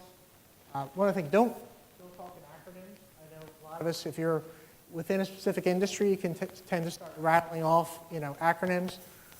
The majority of, you know, the viewers or readers aren't going to understand it, and in some cases, the reporter may not understand what you're talking about either. And be aware of the previous stories. I like to go back if I get a call from a, you know, TV reporter, or sorry, a print reporter specifically. I like to go back and say, okay, what else have they written about this subject matter, so I can see what their frame of mind is and what their background is, what their knowledge base is, and I can try to inform their story or know any preconceptions or misconceptions they may have going to the story. And Pete's right. Reporter, same thing. It's a general assignment reporter, so they're coming in at 9 o'clock, and they're coming out to Delaware County to do the Delaware County budget, right? And local TV doesn't cover the Delaware County Council, right? So they come out and so what do? They go in, they Google, and they see, hey, what's Phil Herron written about this, or what's, you know, Alex Rose written about this, or somebody else, a local reporter who's kind of on the ground. So you have access to that same info. So you're going to know, all right, I got a pretty good indication that he's read, you know, Phil's column, or he's read Alex Rose's budget story. So arm yourself with that same info and kind of get a feel of what agenda he may be bringing, to the interview. Every answer should begin on your terms. So look, it's a reporter trap or a clunker. They'll ask you, hey, this county commissioner budget's it's kind of a load of crap, isn't it? Well, you don't want to start your answer with, oh yeah, you're exactly right, John, it is a load of crap, that budget, So you want to just kind of pivot off that and be, all right, here's how it's going to affect our organization. Here's how it's going to impact, our community. And, just don't go down that rabbit's hole with the reporter. Yeah, it's like, is it true that you beat your wife? And, Yeah. No, I do not beat my wife. You don't even want to say that. Say, I love my wife very much. You don't want to, be careful in terms of how, reporters will sometimes frame questions in a certain way because they want to elicit a certain response or get a certain soundbite. So just be aware of that and be aware of what you want to communicate, not necessarily what they want you to communicate. And remember, they have to go with what you give them. So he may ask that question of like, hey, this budget's really horrendous, right? You're trying to stay away from that. You're just like, so you give them your 12 seconds, and you give them your 3 bullet points that you're trying to get out, and don't go down and follow him down that path. Helpful set of do's and don'ts here, too. So, Alex, go ahead, you could run that home. a quick one, just always a easy kind of diagram that we show to clients. Always be honest and candid. Lead with the positive. We've just talked about that. Avoid that negative leading question. Control the tempo of the interview. Certainly, on that idea of answering the question on your own terms, and not letting yourself get worked up because a reporter is coming at you in a specific way. Again, remembering that what we come back to, that it's not personal, it's business. Keep your cool. So don't think on air. If you're asked a question on air and you don't know the answer, again, you're more than welcome to say, I'm going to have to get back to you on that, or I'm going to have to get some more information. Don't answer questions that are leading, hypothetical, based on faulty premises, technical jargon, as Pete had talked about, and don't repeat the negative. Can't say that enough. And just on the always be honest and candid, as a public relations professional, I think my relationship with a lot of reporters is built on the fact that they can always trust what I say. So once you breach that trust by being misleading, not telling the truth, the reporter's going to be very suspect about dealing with you in the future. So, that for me is the most important thing. Don't always have to ever be lie, honest. Yeah. whatever you do. I mean, just if there's a question you don't want to answer, just refuse to answer it. Just I don't have an answer, or I don't want to answer that. Just don't make something up or mislead them, because it's just as we tell reporters bite and they kick, so it gets nasty sometimes. Styles, you got different reporters. Some play dumb, they're your friend, they're argumentative, they're a rookie. Look, in this climate, you have a lot of young reporters that have been hired at small markets and dropped here in a major metropolitan area, and so they haven't had a lot of experience. So to some degree, that's to your credit. But then on the other side, all right, are they coming out to take a bite out of you? Hey, I got to make my bones and prove that I belong in the 4th largest TV market. So you gotta weigh that out. You got other reporters that hold you accountable. They deal in rumors. They change the subject. Rumors, the easy answer is, that's the first I'm hearing about it. Just don't even go down the rabbit's hole. Just all you can do is control the 20 minutes that you're going to have to explain your side of the story. So don't get into the rumors and innuendo out there. They may ask you to address it. Oh, we're hearing out in the community this or that. Well, here's what we're hearing. We live and breathe this organization every day. Here's our perspective. And that's a way to pivot off the incoming fire that you may or may not be facing. So some of the lures and traps in dealing with reporters is, they may ask questions really off subject and not part of your expertise. Just be honest. Say, I'm here to talk about this, or I can talk to you about this, but I'm not going to get into, that topic at this point.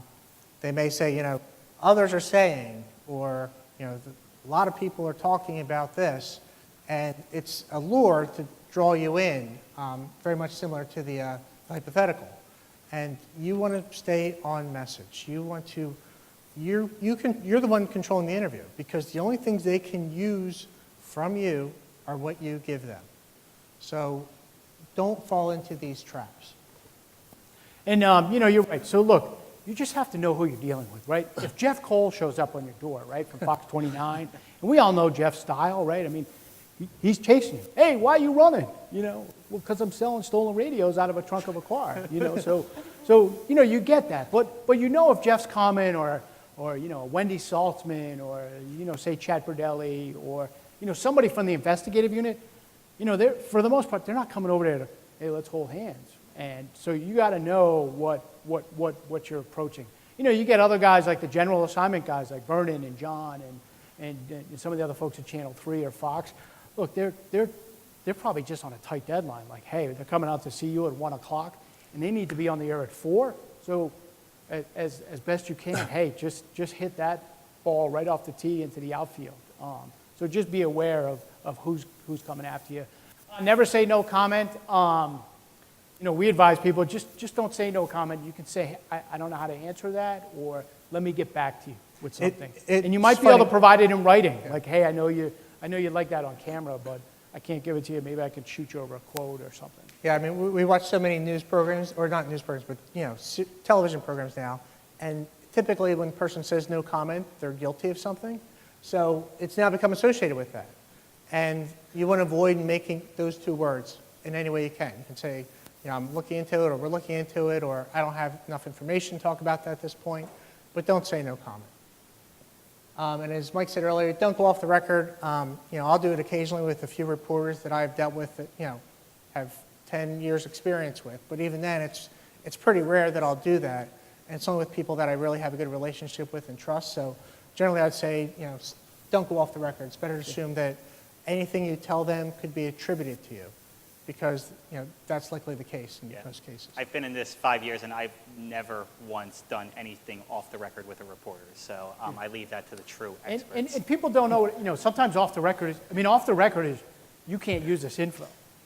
And then, you got to go somewhere else to find it. And then you have off the record of, well, I'll give it to you, you can use it, but don't put my name on it. So there's all these nuances, and now you're trying to figure out, what are the rules of the game? And so if you're trying to figure out what are the rules of the game, just don't even get in the game. The other problem, particularly on the print side, is you get a reporter coming in, they're scribbling notes down. I don't know how they read them when they get back to the office. And they go back and they just refresh their memory. They may forgot that something is off the record. And when did you go back on? Yeah, right. And when you went back on, they're just looking at their notes and they're taking the best quotes out or key facts, and they may forget. It may not even be malicious. So it's just stay away from it.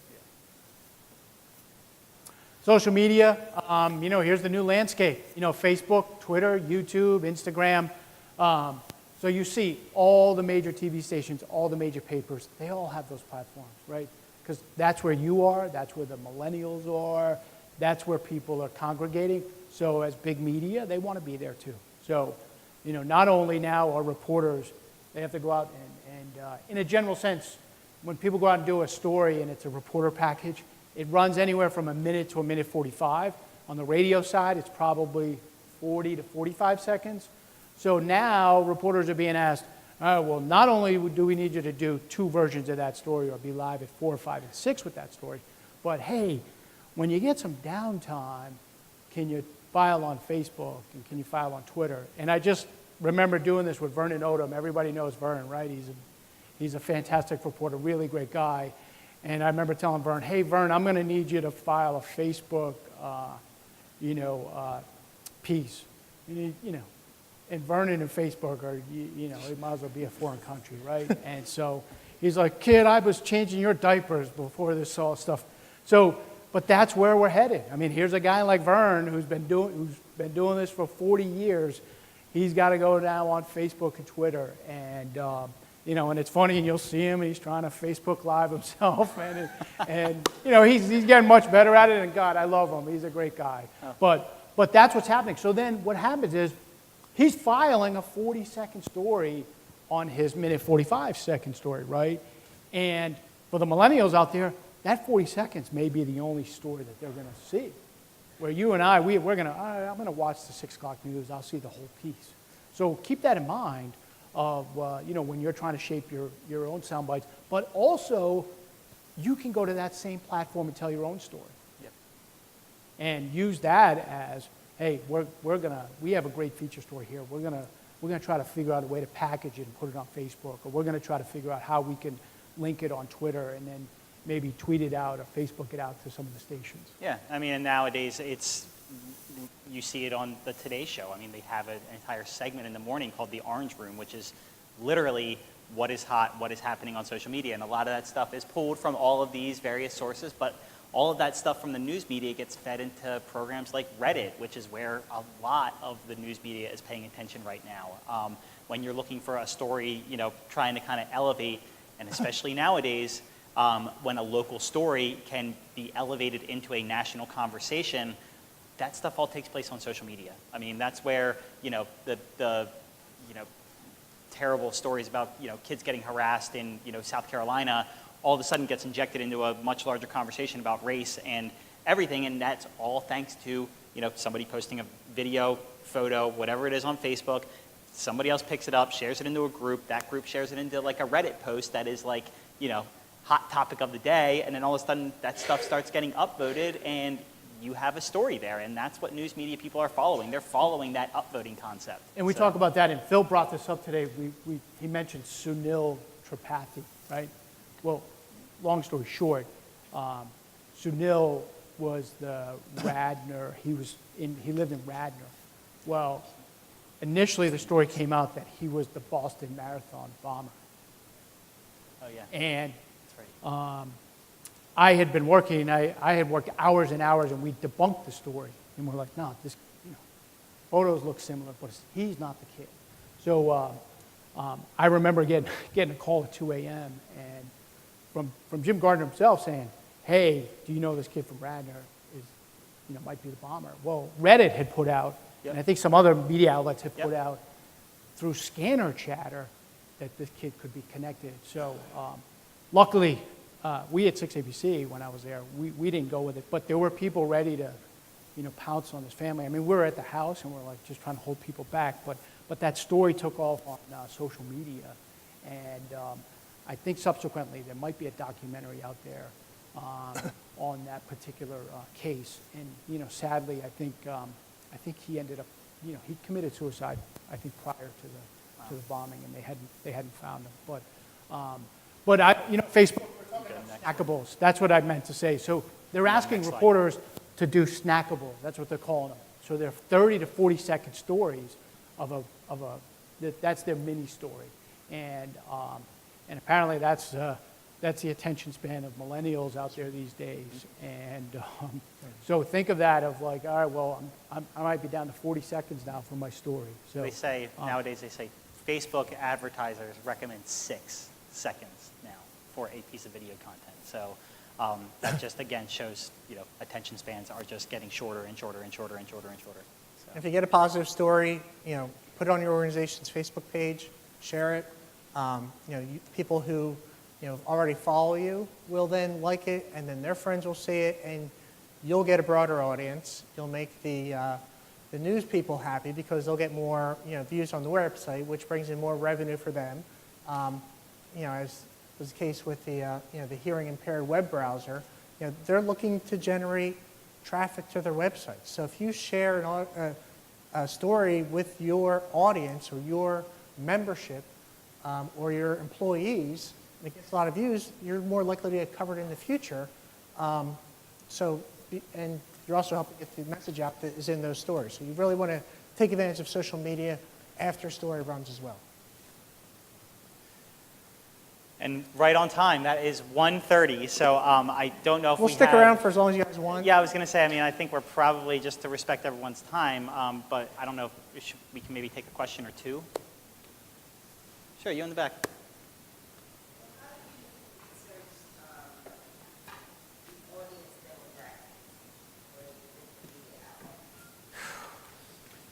A very good question. I mean, so one of the things that most papers will post in their websites, typically in the advertiser section, something called a media kit.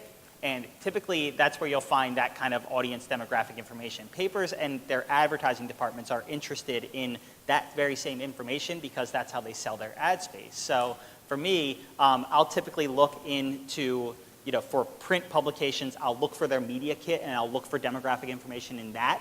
The secondary source, which is a little bit harder from a layman's perspective, but in our field, we have some TV monitoring services, and so we get some Nielsen reports as well. So you can be able to tell, from a television or a radio perspective, how many people tuned into that particular piece, and then certainly circulation, and also knowing, what does the paper say about itself, what do the stories say, and just looking at the general content, you can get a sense. Publications or online-only publications like Billy Penn tout themselves as the online-only or the mobile-first millennial news publication. So, I mean, in a lot of cases, you'll be able to, they'll tell you what their target market is, or they'll tell you who they're speaking to. It's just a matter of, finding the right place to look for it. So. In the others, it's just a mass, TV's mass media, the Inquirer, the Daily Times, pretty much mass media. But if, you get into magazines, then it's, it's kind of niche stuff. If you're selling wine and you want to be in Wine and Spectator, then, knock yourself out. It's probably unlikely you're going to get in Time or Newsweek. So you just have to figure out where you want to. But most nonprofits, look, you're trying to reach the widest audience, right? So you got to figure out, all right, how can I get on 3, 6, 10, 29? How can I get on KY Radio, right? And then, the other stuff of, there's generosity and stuff like that that's more, nonprofit driven. But yeah. So one more question I'll take from the back.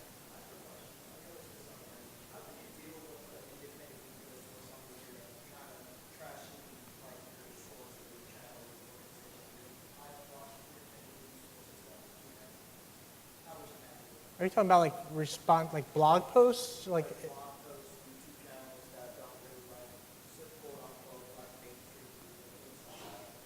I tend to ignore them, unless there's a comment section, then you can, rebut something if it's really egregious. But, for a lot of times those individuals who run those blogs or those YouTube channels, they're looking for controversy. They're looking, and to the extent that you engage them, it gives them, you can fuel the fire, in my opinion, and it makes things worse. And I'd say the same thing for, Twitter and, in a way, they're all kind of trolls, so to speak. Yeah, at the bottom of a story, you ever see the comments? I mean, it's a giant time suck, right? I mean, so what do you care? I mean, unless you're an elected official, but even then, you're trying to cut through all the noise of like, is this a real human being or is this some guy, sitting in his underwear in his basement who's got nothing to do? So, I just try to stay out of it and just, all right, here's the story, here's what we can control, and then. I'm not going to worry about, the bottom of the comments from some guy that might be, halfway across the world who has in most cases, they have an agenda anyway. Yeah. And you're not going to change minds in those cases. And don't get into a fight with them. Same with a reporter. Like, try not to get into an email or a Twitter fight. Just try to pick the phone up with somebody or just have a conversation with them. So from my side, from the digital side, we'll always do as best we can an assessment of a comment or of a threat that's coming into to any organization that we're dealing with. So like you said, if it's a blog post, if it's a YouTube channel, how many followers does that person have? Are they getting any comments on that page? Then if you have a name, can you find that person on Facebook? Do they have a following on Facebook? Do they have a following on Twitter? What kinds of other stuff are they posting then too? Because then again, you can gauge whether or not this someone is a kook or is this person has a credible beef that they are, voicing to your organization. You don't want to raise anybody's profile unnecessarily. Exactly. Don't raise their profile unnecessarily. You don't want to, you just don't want to raise their profile. Yeah. So I think we'll be around for some questions afterwards, guys. But thank you so much for listening. Thanks so much, everyone. Just a few quick things. I would like to thank Mike and Pete. Pete and Alex, and specifically Bellevue Communications. They have been a fantastic partner for the Center for Leadership for several years now. They volunteer their time, and they provide us with expert, as you've seen, expert advice. And we hope that that's been imparted to you today. On the website, just so everyone knows, the live stream that occurred here will be available for you to download. And it's on the bottom of your agenda, www.newmanpublicsafety.com. Go to /course, and the materials will be loaded there as upon, we'll go through and edit. But that'll be completed probably by next week for you. So those materials and resources are available if you need those emails or those phone numbers that we received from our fantastic panel earlier today. So thanks so much, everyone, for your attention today, and have a great day. Yeah, oh, Daniel, Thank hey, you. thank you. Okay, Pleasure. appreciate it. Yeah, we'll be back. Thanks. We'll definitely be back. Good. Love it. Thank you.